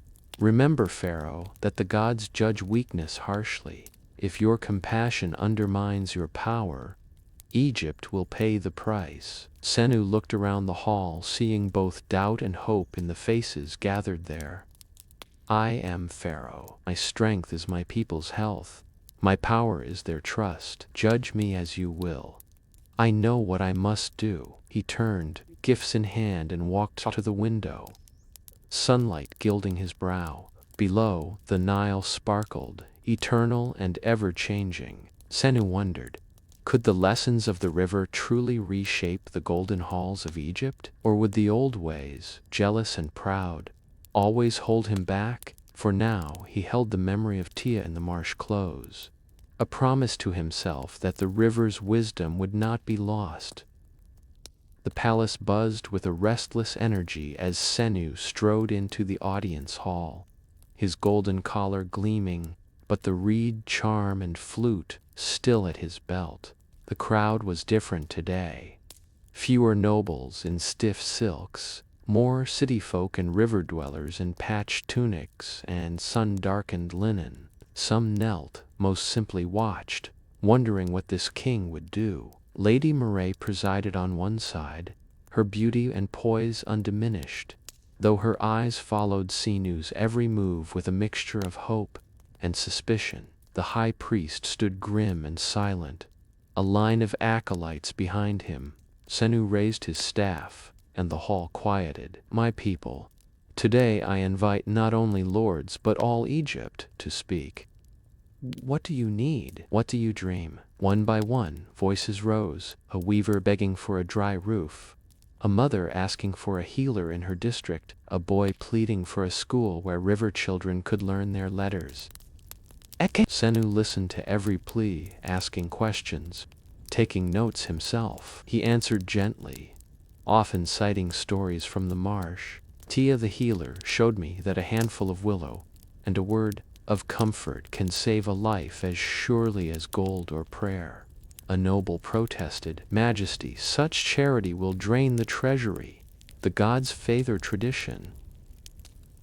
Let things be as they were. Senu shook his head. A kingdom must grow, or it will die. Let wisdom lead us forward. I decree new wells for every thirsty village, roads for those lost in flood, and schools for all Egypt's children. The high priest warned, change invites chaos. You risk angering the gods. Senu met his gaze, steady as the Nile. If the gods are just, they will bless a king who listens. If not, let them judge me for my heart. Across the city, word spread. In a small stone clinic, Tia worked with children, teaching them to grind herbs and bandage wounds. Senu's ring gleamed on a cord around her neck, a silent promise and a sign of trust. Villagers brought flowers and food. City folk came for healing and hope. Some doubted, but many were moved by the new kindness flowing from the palace. Back in the hall, Lady Nimaatre leaned toward a group of allies. He is changing Egypt. Will he forget the old ways and us? A courtier shrugged. He brings hope, lady. The city loves him for it. As the audience ended, Senu left the hall and visited a site where a school was rising. Children ran to meet him, crowning him with a garland of river blossoms. He laughed, kneeling to thank them, his face alight with a joy even the gold of Thebes could not provide. The city's heartbeat changed that day. Seeds of compassion and courage, planted by a king and a healer, began to grow. Whether they would flourish or wither remained to be seen, but for the first time in many years, dared to hope.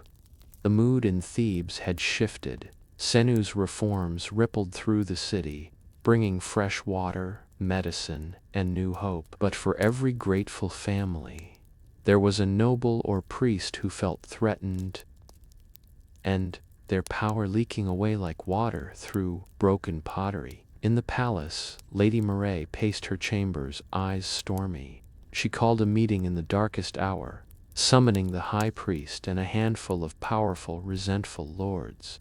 The air grew thick with candle smoke and whispered grievance. He shames the gods, Nimaatre hissed, voice trembling with fury. He weakens the court. That healer, the marsh girl, turns his heart from duty. The high priest nodded, his words venomous.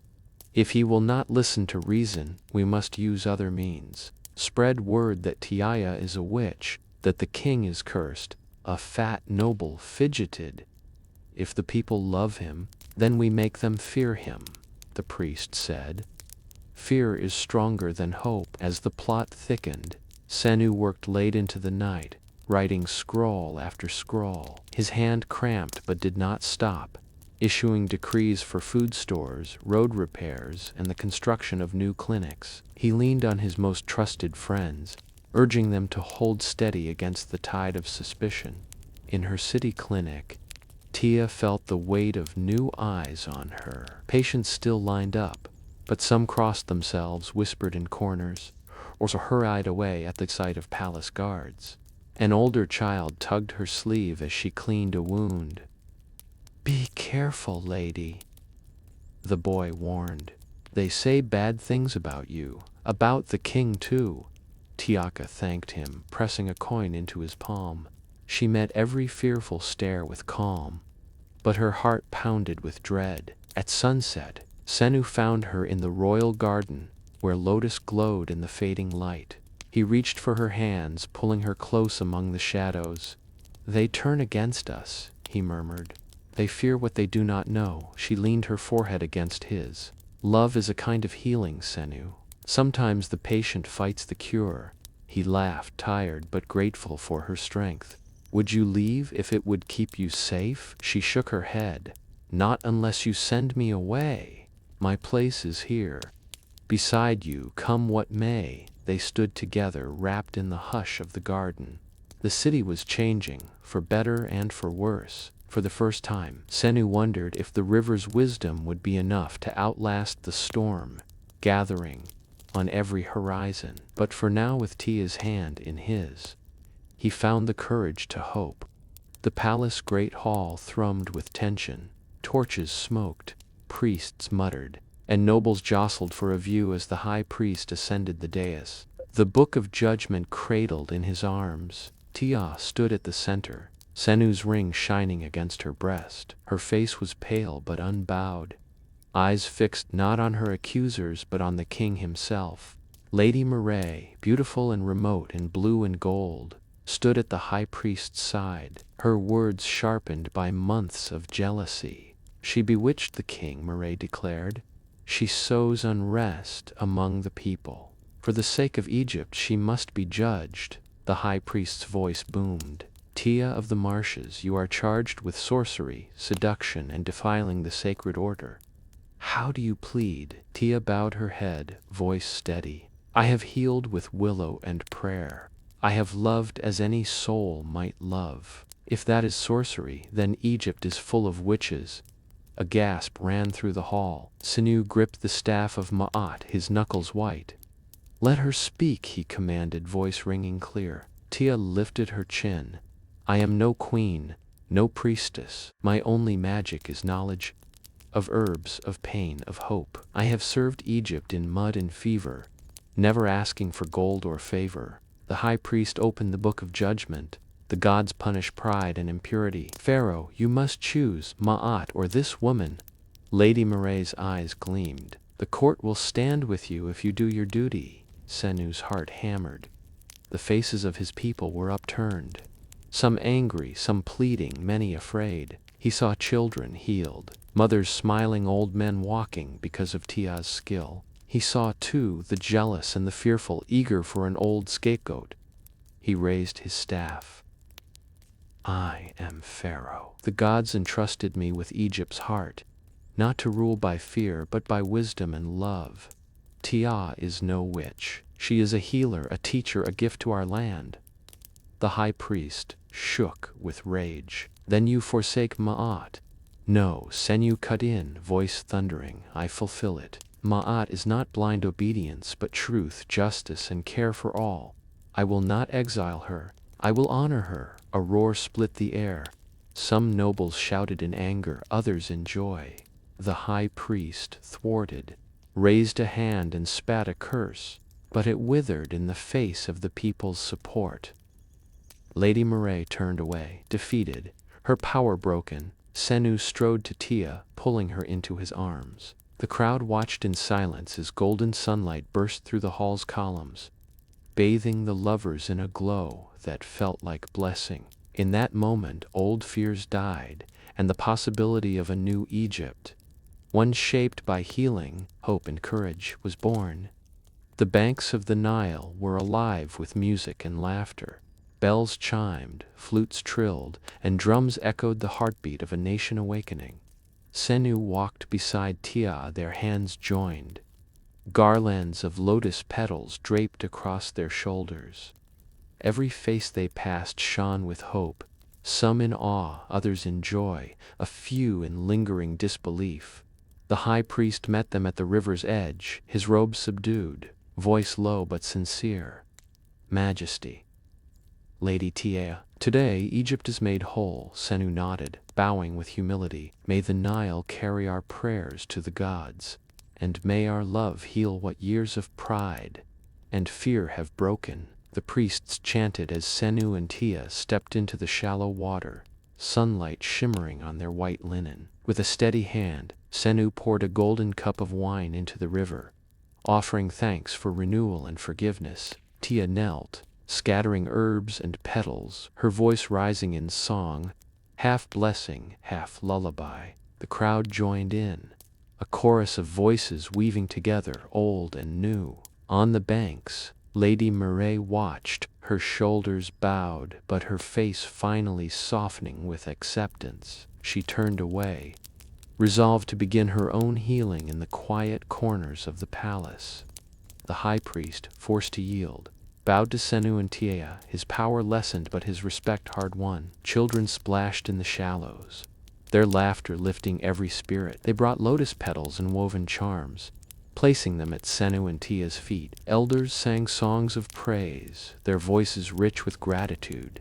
Tia's gaze found Senu's, her smile radiant. The river has forgiven us, Senu squeezed her hand. We have forgiven ourselves. Turning to the people, Senu raised his voice. Egypt belongs to all who love her. We are not perfect, but together we can mend what is broken. With Tia's wisdom and your strength, Egypt will flourish. A wave of applause rolled over the river, as the people, for the first time in memory, felt truly united. As the ceremony ended, Senu and Tia stood in the golden light, the river swirling around their ankles. They embraced, heads bowed together, their hearts one with the Nile. The moment felt timeless, a blessing not just for a king and a healer, but for all who dreamed of peace, healing, and a world remade by kindness. Sea banners fluttering along the road, splashes of blue and gold against the dusty horizon. Musicians tuned their lyres and horns. Flower girls lined the avenue, baskets ready to scatter petals for the guest who might shape Egypt's fate. Senu stood at the city's edge in full regalia, the double crown heavy but familiar now. At his side, the high priest, Lady Nimaatre, and a crowd of nobles watched in silent expectation. Today was not just a diplomatic ritual. It was a test, a possibility, and perhaps a threat to all Senu had built. The Mitanni caravan came at last, tall white horses, oxen pulling gilded wagons, envoys in bronze and indigo. At their center, Princess Lale rode on a silver-chased chariot, her face framed by veiled braids and shimmering beads. Her eyes missed nothing. As the chariot stopped, Lele stepped down with a dancer's grace, her layered gown rippling. She approached Senu, bowing in the Mitanni manner, then meeting his gaze. In the name of my father, King Tushratta, and the stars that watch both our lands, I greet you, Pharaoh of the Nile, she said first in melodic Egyptian, then her native tongue. Senu inclined his head. Welcome to Thebes, Princess Lale, jewel of Mitanni. May the river bring you peace, and our houses prosper together. The courtiers whispered. Her accent was strange, but her words were perfect, her poise unshaken by the crowds. Lady Nimaatre watched from behind her veil, studying the newcomer with both admiration and the guarded caution of a woman who had seen many rivals. Gifts were exchanged, lapis, perfumed oils, a sword inlaid with gold. The high priest offered blessings, but his eyes searched Lale for signs of hidden intent. As the procession began, children ran ahead, tossing lotus petals. Senu and Lale walked side by side through the city, nodding to cheering citizens, sharing formal words. Slatel. Is this your first journey so far from home? Senu asked, voice gentle but probing. My heart has traveled many leagues, Lale replied, a faint smile ghosting her lips. But my feet have never known such welcome, or such uncertainty. Senu glanced at her, sensing both strength and sadness. Egypt is a land of many gods, many stories. I hope you find your place among them.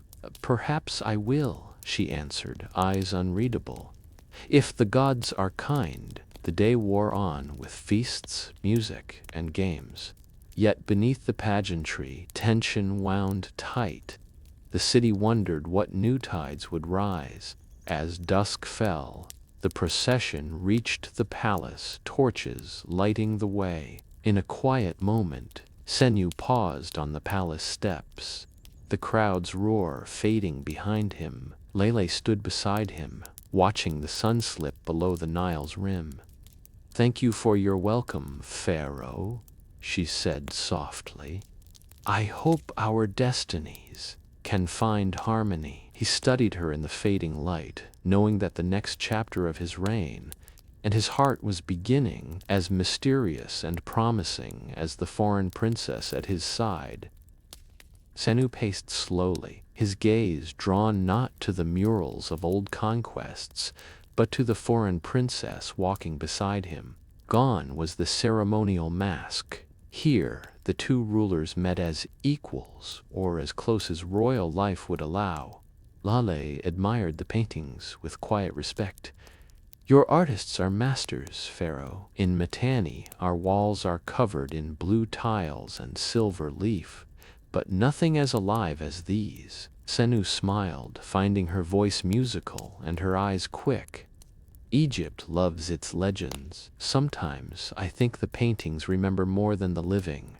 She paused before a mural of the Nile's first flooding. Do you believe the stories? That a ruler's heart can change the fate of the land? He hesitated, fingering his carnelian seal. I used to. Now I wonder if the land shapes the heart. Instead, the stories don't mention fear or loneliness, or how heavy the crown feels at night. Lale's eyes softened. In my country, we say the gods pour wine into the king's cup, sometimes sweet, sometimes bitter. It is forbidden to refuse either. They walked in silence a moment, footsteps echoing in the high, painted chamber. Senu stopped, searching her face. Are you here of your own will, Lale, or is this alliance a kind of exile? She tilted her head, smiled gentle but sad. My father trusts me to protect our people. I trust myself to survive. Peace is rare and precious, Pharaoh, even when it comes at a cost. He looked away, ashamed. I do not wish you to feel alone here. Egypt has a long memory for strangers. Sometimes too long. Lele surprised him with a soft laugh. We are all strangers, Senu. Even in our own palaces. For the first time, he saw the woman behind the title, proud, vulnerable, uncertain. The recognition comforted him. She grew bolder. Is your heart set on power or on something more? Egypt loves a strong hand. But do you rule for your people or for the court's approval? The banquet hall sparkled with lantern light and laughter. Musicians played a lively tune as nobles, dancers, and jesters spun across the marble floor, faces half hidden behind masks of every color and shape. Perfume mingled with the scents of roasted fowl and honeyed wine, weaving a spell of luxury and intrigue. Pharaoh Senu, radiant in gold and indigo, moved with practiced ease through the swirling crowd. But tonight he felt lighter, freed by the anonymity of the festival and by the bright laughter of the guest at his side. Princess Laeli sat beside him, her silver and blue mask catching the lantern's glow. She answered every jest with a clever retort, every probing question with a story of distant mountains or star-bright cities. The courtiers watched her, their envy barely hidden. Lady Mireille, a vision in red and gold, danced to the center of the hall, her bird mask gleaming. She laughed as she drew Senu to his feet, spinning him with practiced skill. Do you remember the Feast of Bastet, Senu? She whispered, voice low enough for only him. How you promised I would always be at your side. Senu smiled, gently untangling his hand from hers. A king's promises must serve all Egypt, Mireille. But your spirit is never forgotten. Her eyes narrowed behind the beaked mask. Then do not forget who can help you or destroy you. Foreign guests bring foreign storms. Before Senu could reply, Lale appeared, offering a goblet. Majesty, will you not drink with your guest, or has Egypt's wine lost its magic? Ta-yane. He took the goblet, grateful. Princess, you rescue me again. Lady Mireille's laughter was sharp as flint as she turned away, gathering allies with a flick of her fan. As the meal unfolded, courtiers traded rumors behind their masks. The high priest moved quietly, whispering warnings of foreign magic and false peace. Jugglers tossed golden apples, dancers wove through the tables, but all eyes kept drifting to Senu and Lale. At last, the king and the princess slipped away, stepping onto a cool, moonlit balcony overlooking the gardens. Below, the music drifted, and lanterns glowed on the lotus ponds. Lele leaned on the stone rail, removing her mask. In Mitanni, my mother said a mask is not for hiding, but for revealing the soul's courage. Senu took off his lotus crown, letting his hair fall loose. And what does my mask reveal, Lele? She studied him, her gaze warm. A king who is tired of being only a king. A man who wishes for laughter and trust. Perhaps a friend. He smiled, his voice softer. Do you ever wish you could run away, be no one, belong nowhere? She nodded. Often. But then I remember that those who are brave enough to show their true faces may yet change the world. They stood in companionable silence, the night breeze stirring their hair. Inside, the games of power continued, but here, just for a moment, they were only themselves. Senu reached for her hand, and Lale let him take it. Two rulers, two strangers, finding truth behind the masks. The great council chamber was thick with incense and whispers. Lamplight shimmered on painted pillars, but shadows pooled behind every throne. Senu entered first, his eyes scanning the room. A king surrounded by allies and rivals alike. Lady Mitanni stood tall in her amethyst gown, her smile tight, while the high priest melted into the gloom near a side altar. Princess Layla arrived, moving with regal composure, her white and green gown trailing behind her. She nodded respectfully, though her eyes flickered to every corner, missing nothing. At her wrist was a letter, sealed in foreign wax. "Let us begin," Senu said quietly, voice steady but weary. He gestured for Lale to speak. She drew out the letter and broke the seal, her voice clear. "My father sends friendship, peace, and trade. He offers grain and horses, artisans and jewels. But more than gifts, he offers trust. If Egypt will do the same." Mireille's laughter was soft and sharp. "Trust is earned, not given. What of the stories, princess? You have spies among your servants, and messages sent at night." Lale met her gaze evenly. "Every court has secrets, Lady Mireille. Egypt's, too. I do not come to steal, but to learn and perhaps to love." The high priest's fingers tightened on his staff. "The gods are uneasy. Strange omens cloud the Nile. Will you sacrifice our ways for a foreign bride, Pharaoh?" Senu straightened, voice low but commanding. "Egypt's greatness was built by learning from the world. We need not fear the new, only forget the old wisdom," nobles muttered, some nodding, others glowering. Lele spread the letter open, letting all see the royal seal. "There is no hidden ink here, only hope for peace. I ask only what you ask of your own: honor, honesty, and the chance to belong." Mireille's tone was cold. "And if belonging means dividing Sanu's heart, or sowing confusion in the court?" Lale smiled thinly. "A true alliance unites, only fear divides." Silence stretched. Senu reached across the table, covering Lale's hand with his own. A subtle pledge. The high priest intoned a blessing, though his voice trembled. "May the gods judge truly and protect us from hidden harm." Outside, palace spies scurried, trading rumors. Courtiers weighed their alliances anew. Some whispered that the Mitanni princess had already bewitched the king. Others believed only a foreign alliance could save Egypt from the threats at its borders. As the council ended, Senu and Lale lingered a moment in the hallway. She whispered, "This is not what I hoped. So much suspicion, so little faith." He touched her arm gently. "You are not alone, Lele. I am with you, no matter what mask the world demands I wear." She smiled at last, her courage kindled by his promise. Then, with a last look at the swirling shadows, she slipped into the maze of palace corridors, her mind racing with schemes and prayers of her own. The palace was a world of marble and moonlight, its secrets magnified after dark. Senu crept past slumbering guards, his lamp flickering as he moved through shadowed halls.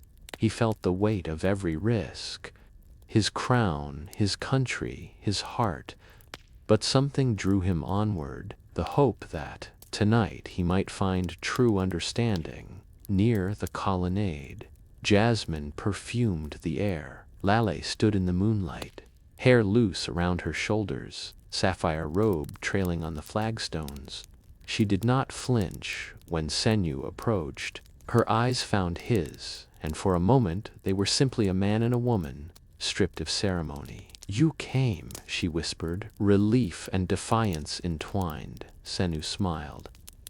"Was there ever a choice? If a king cannot follow his own heart for 1 hour, what hope has Egypt?" She leaned back against a pillar, voice trembling. "I am alone here, Senu. Even my maids gossip in tongues I barely understand. Every word I speak is weighed and twisted. But with you, I feel real." He nodded, shoulders sagging with unspoken exhaustion.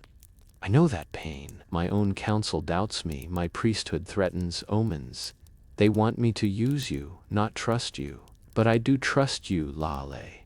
She reached for his hand, fingers warm and strong. "Then let us make our own alliance, one they cannot break, not of treaties or gold, but of faith and promise." Senu drew a reed slip from his cloak. By the lamp's golden light he wrote, "We vow to support each other in truth and hope, beyond borders and shadows, for the good of both our lands." Lele took the reed, added her own script, and pressed her seal into the soft papyrus. She met his gaze, fierce and clear. "Let this be our pact, Pharaoh, not as rulers but as friends, and perhaps more." Their hands lingered as she passed the reed back to him, the world narrowing to their joined touch, and the rush of longing that surprised them both. "Whatever comes," Senu vowed, voice low, "I will stand with you." She smiled, brushing her thumb over his knuckles. "And I with you." The distant clang of a guard's spear jolted them. Lale stepped back into shadow, Senu hiding the pact inside his cloak. Before they parted, Senu whispered, "If you ever need me, send the blue star." Lele nodded, her silver pendant glinting. "And if you call, I will come." As he vanished into the darkness, Lele pressed her hand to her heart, the pact warm in her memory. Tonight, beneath Egypt's stars, two strangers had become allies, and something more dangerous and precious had begun.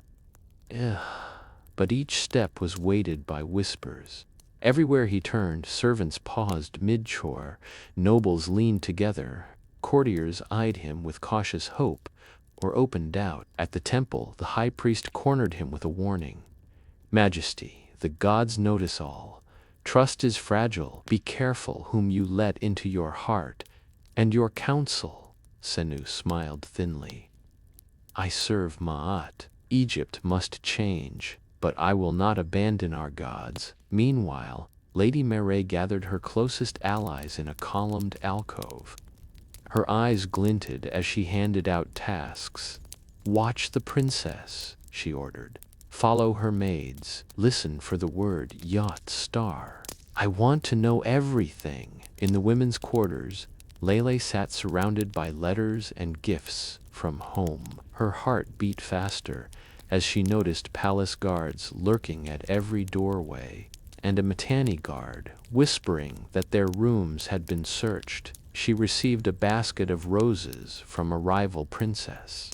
Inside, a slip of papyrus. "No foreigner is ever truly safe in Egypt.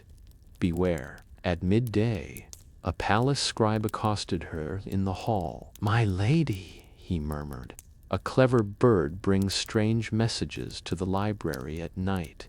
If a friend had silver, perhaps his beak would stay shut."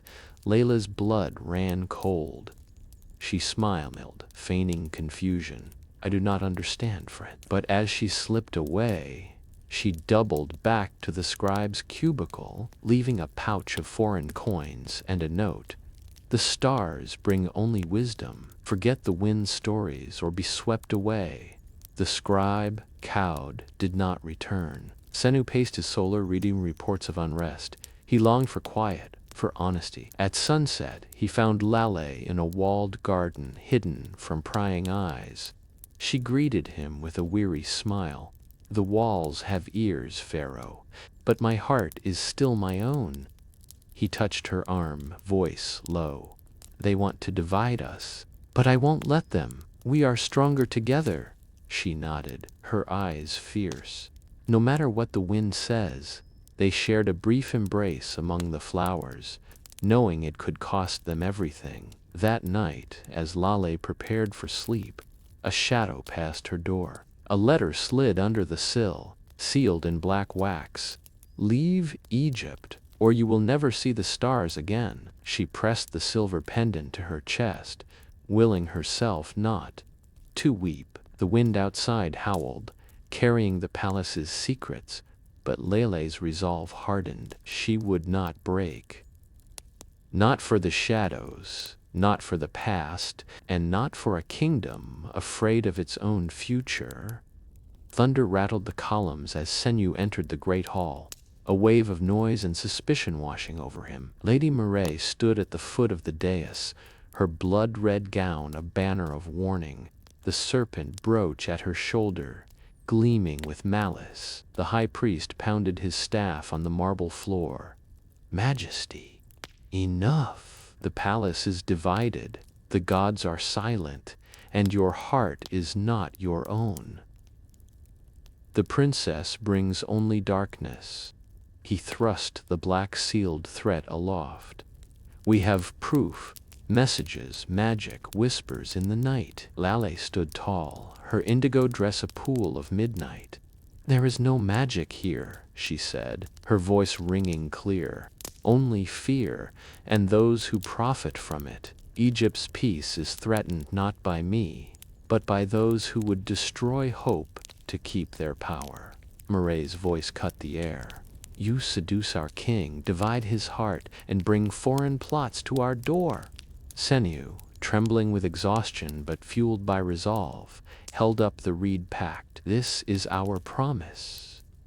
Lale's and mine. It is not a spell, but a vow to stand together, to heal, to bring peace to both our peoples." A wave of shouts surged through the court. Anger, relief, confusion. Guards tightened around Senu and Lale as the air grew heavy, the storm outside beating against the walls. A noble shouted, "Exile her!" "Egypt must be pure," another called. "Enough of old ways, let the king decide." The high priest advanced, staff raised. "Choose, Pharaoh, your heart or your country." Senu faced him, his voice echoing, "I choose both. I choose trust over fear." Princess Lale has proven her loyalty more than any oath sworn in shadow. Egypt will not be ruled by lies and suspicion. Lightning split the sky. Lele stepped to Senu's side, chin high. "I will not flee. My life is here, if you will have me.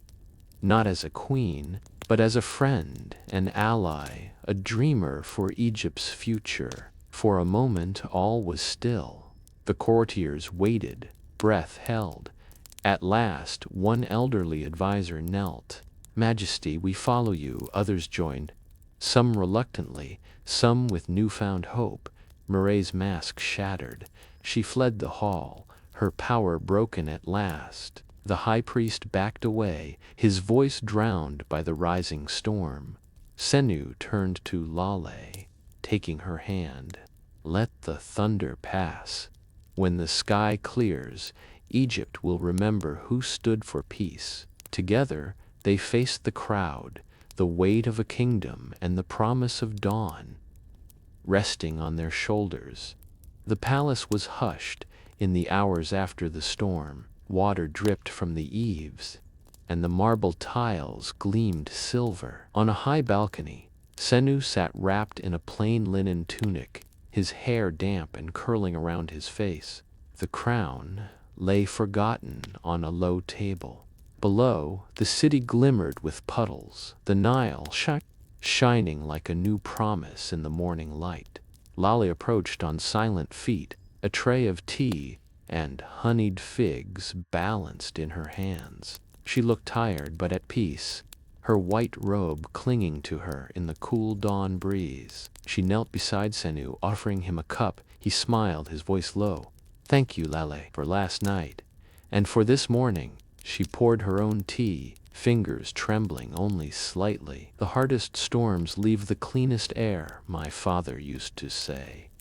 "Perhaps Egypt is ready to breathe again." They ate in companionable silence, watching as the first children ran into the gardens, shrieking and splashing in the leftover rain. Far below, servants and market folk swept away debris, planting new flowers in the palace beds. Senu broke the silence.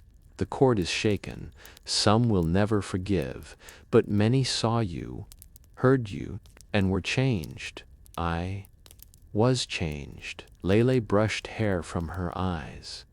"Change frightens those who profit from fear, but the river always finds its path." He nodded, leaning close. "I want to rule differently now. Not from above, but beside. Will you help me?" She squeezed his hand, smiling. "I will, but not as an ornament or a bargaining chip. If you want me to stay, let me speak, let me act. Treat me as an equal." He gripped her hand with new resolve. "I promise, and I will listen not just to the priests or the court, but to the healers, the farmers, the traders, to anyone willing to build a better Egypt." A servant arrived, bowing low and offering a basket of wildflowers, a loaf of bread, and a simple poem, gifts from the city's children. Lele read the poem aloud, her voice brightening. "After the rain, the Nile is gold. After the storm, our hearts are bold." Senu's laughter was soft, and for the first time in many weeks, genuine. Later, as the palace began to stir, the high priest passed by, dressed in pale gray, eyes lowered, power broken but spirit not destroyed. Senu nodded to him, offering peace with his gaze. The priest only bowed and walked away, vanishing into the halls. Lady Marae's name was only a whisper, her rooms quiet, her followers scattered. Hand in hand, Senu and Lale stepped out onto the palace steps. The city waited, expectant. The air was alive with the scent of wet earth and new beginnings. Lele looked at Senu, hope shining in her eyes. "Shall we walk? The people must see us, not as rulers and guests, but as a promise." He nodded. Together, they walked out into the city, children running ahead, citizens following with shy smiles and fresh hope. The storm had broken. In its place, the future of Egypt glimmered, as full of possibility as the Nile itself. The city of Thebes awoke to sunlight and possibility. Senu walked at Lale's side, their pace unhurried, their hearts at peace. People lined the streets and clustered in the gardens, some shy, others bold, many curious to see what the dawn of this alliance truly looked like. Senu paused at every turn, shaking hands with healers and artisans, laughing with children as they wove around his legs. Lale moved with gentle assurance, her Mitanni dress trailing through the dewy grass. She stopped at a group of women and elders, and, kneeling to show them how to bind a wound with both marsh herbs and a Mitanni poultice. "Try this, grandmother," Lele said, pressing a bundle of wild mint and blue flax into an elder's hand. "It eases pain without bitterness." The old woman cackled and patted Lale's cheek. "You bring more than just stories, daughter of the stars." Nearby, Senu knelt beside a circle of children. At the steps of the new school, a young girl recited a poem, her voice clear and proud. Friend, the river brings us life and light, guides us through the night. If we join our hands in dreams, we are stronger than we seem. Senu praised her, gifting a reed charm to the child and bowing in respect. Word of the couple's walk spread quickly. Soon, a crowd gathered in the palace gardens, music rising, a blending of Egyptian and Mitanni flutes, the rhythm playful and new. People sang in both languages, children raced through wildflowers, and elders watched with moist eyes. Priests and nobles hovered on the fringes, some stiff and silent, but a few, at last, stepped forward. A young priest offered Lale a lotus blossom. May you heal what is wounded, princess. May you teach us new ways. Foreign envoys bowed, their faces softening as they witnessed the joy in the city. As the sun climbed, children crowned Senu and Lele with garlands of reeds and blue flowers, cheering as the pair knelt to accept the honor. Lele laughed, her silver star glinting in the sunlight. The two stood beneath a wide lotus tree, the people circling them. Senu spoke simply, his voice carrying to every ear Srind. We are no longer strangers. Egypt and Mitanni, two rivers, two skies, now joined. Let us build something new, together. Lele squeezed his hand, her heart full. Around them, a chorus of voices rose in celebration, a promise that this embrace, hard-won and precious, would shape Egypt for generations. For the first time, Senu and Lale felt the full warmth of belonging. Two worlds, once divided, had found a common home. Night in Thebes was rarely so serene. Along the riverbank, torches flickered, casting golden ribbons on the water. Senu walked barefoot beside Lale, their hands intertwined, hearts light after so many storms. Are you afraid? Lele whispered, her voice blending with the song of frogs and distant flutes. He shook his head, gazing up at the sky. No, not tonight. Under these stars, I feel only hope. They paused by the water's edge. Lele knelt, lighting a small lamp, its bowl carved from lotus root, a tiny flame dancing atop fragrant oil. Where I come from, she said softly, we send our wishes down the river, trusting they will reach the gods. Senu smiled, kneeling beside her. And here we do the same. May our wishes find the gods together, no matter whose river carries them. He took the garland she offered, river reeds and Mitanni blue, woven with deft, loving hands. She placed it around his neck. In turn, he pressed the reed packed into her palm, now bound in gold wire. Once we promised each other trust and hope. Tonight I promise it again, he said, not as Pharaoh to princess, but as Senu to Lale. Whatever dawn brings, we face it side by side. She nodded, tears shimmering. I promise to listen and forgive, to honor both our worlds, to never let fear or pride blind me to love's truth. They rose together, setting the lamp on the water. It bobbed gently, drifting downstream, a beacon for the future. Behind them, soft music played. Priests and elders watched from a respectful distance. Children ran, chasing fireflies, their laughter carrying on the breeze. Lele pulled Senu into a slow dance, her head resting on his shoulder. The river murmured, the city behind them glowed with peace, for once free of the old tensions and sorrows. For a long time, they simply swayed together, every breath a prayer, every heartbeat a promise. Senu kissed her brow. You are not a stranger here anymore. You are my home. She smiled, joy and wonder blooming in her eyes. And you are mine. Hand in hand, they watched their lotus lamp float away, its flame steadfast, the stars reflected in the Nile. One world, two hearts and the promise of a future lit by courage, wisdom, and love. Dear friends, oh, thank you so much for joining me on this incredible journey through the Loves of Pharaoh. I hope you found inspiration, wonder, and a sense of connection in the stories we've shared. Stories of courage, healing, unity, and the endless search for love and belonging beneath the ancient Egyptian stars. Your support means the world to me. Every view, like, comment, and subscription helps this channel grow and reach more dreamers like you. It's your curiosity and passion that inspire me to keep researching, writing, and bringing these legendary tales to life. If you enjoyed this video, please don't forget to hit the like button, subscribe to the channel, and turn on notifications so you never miss another bedtime journey. I read every comment and love hearing your thoughts, questions, and suggestions for future stories.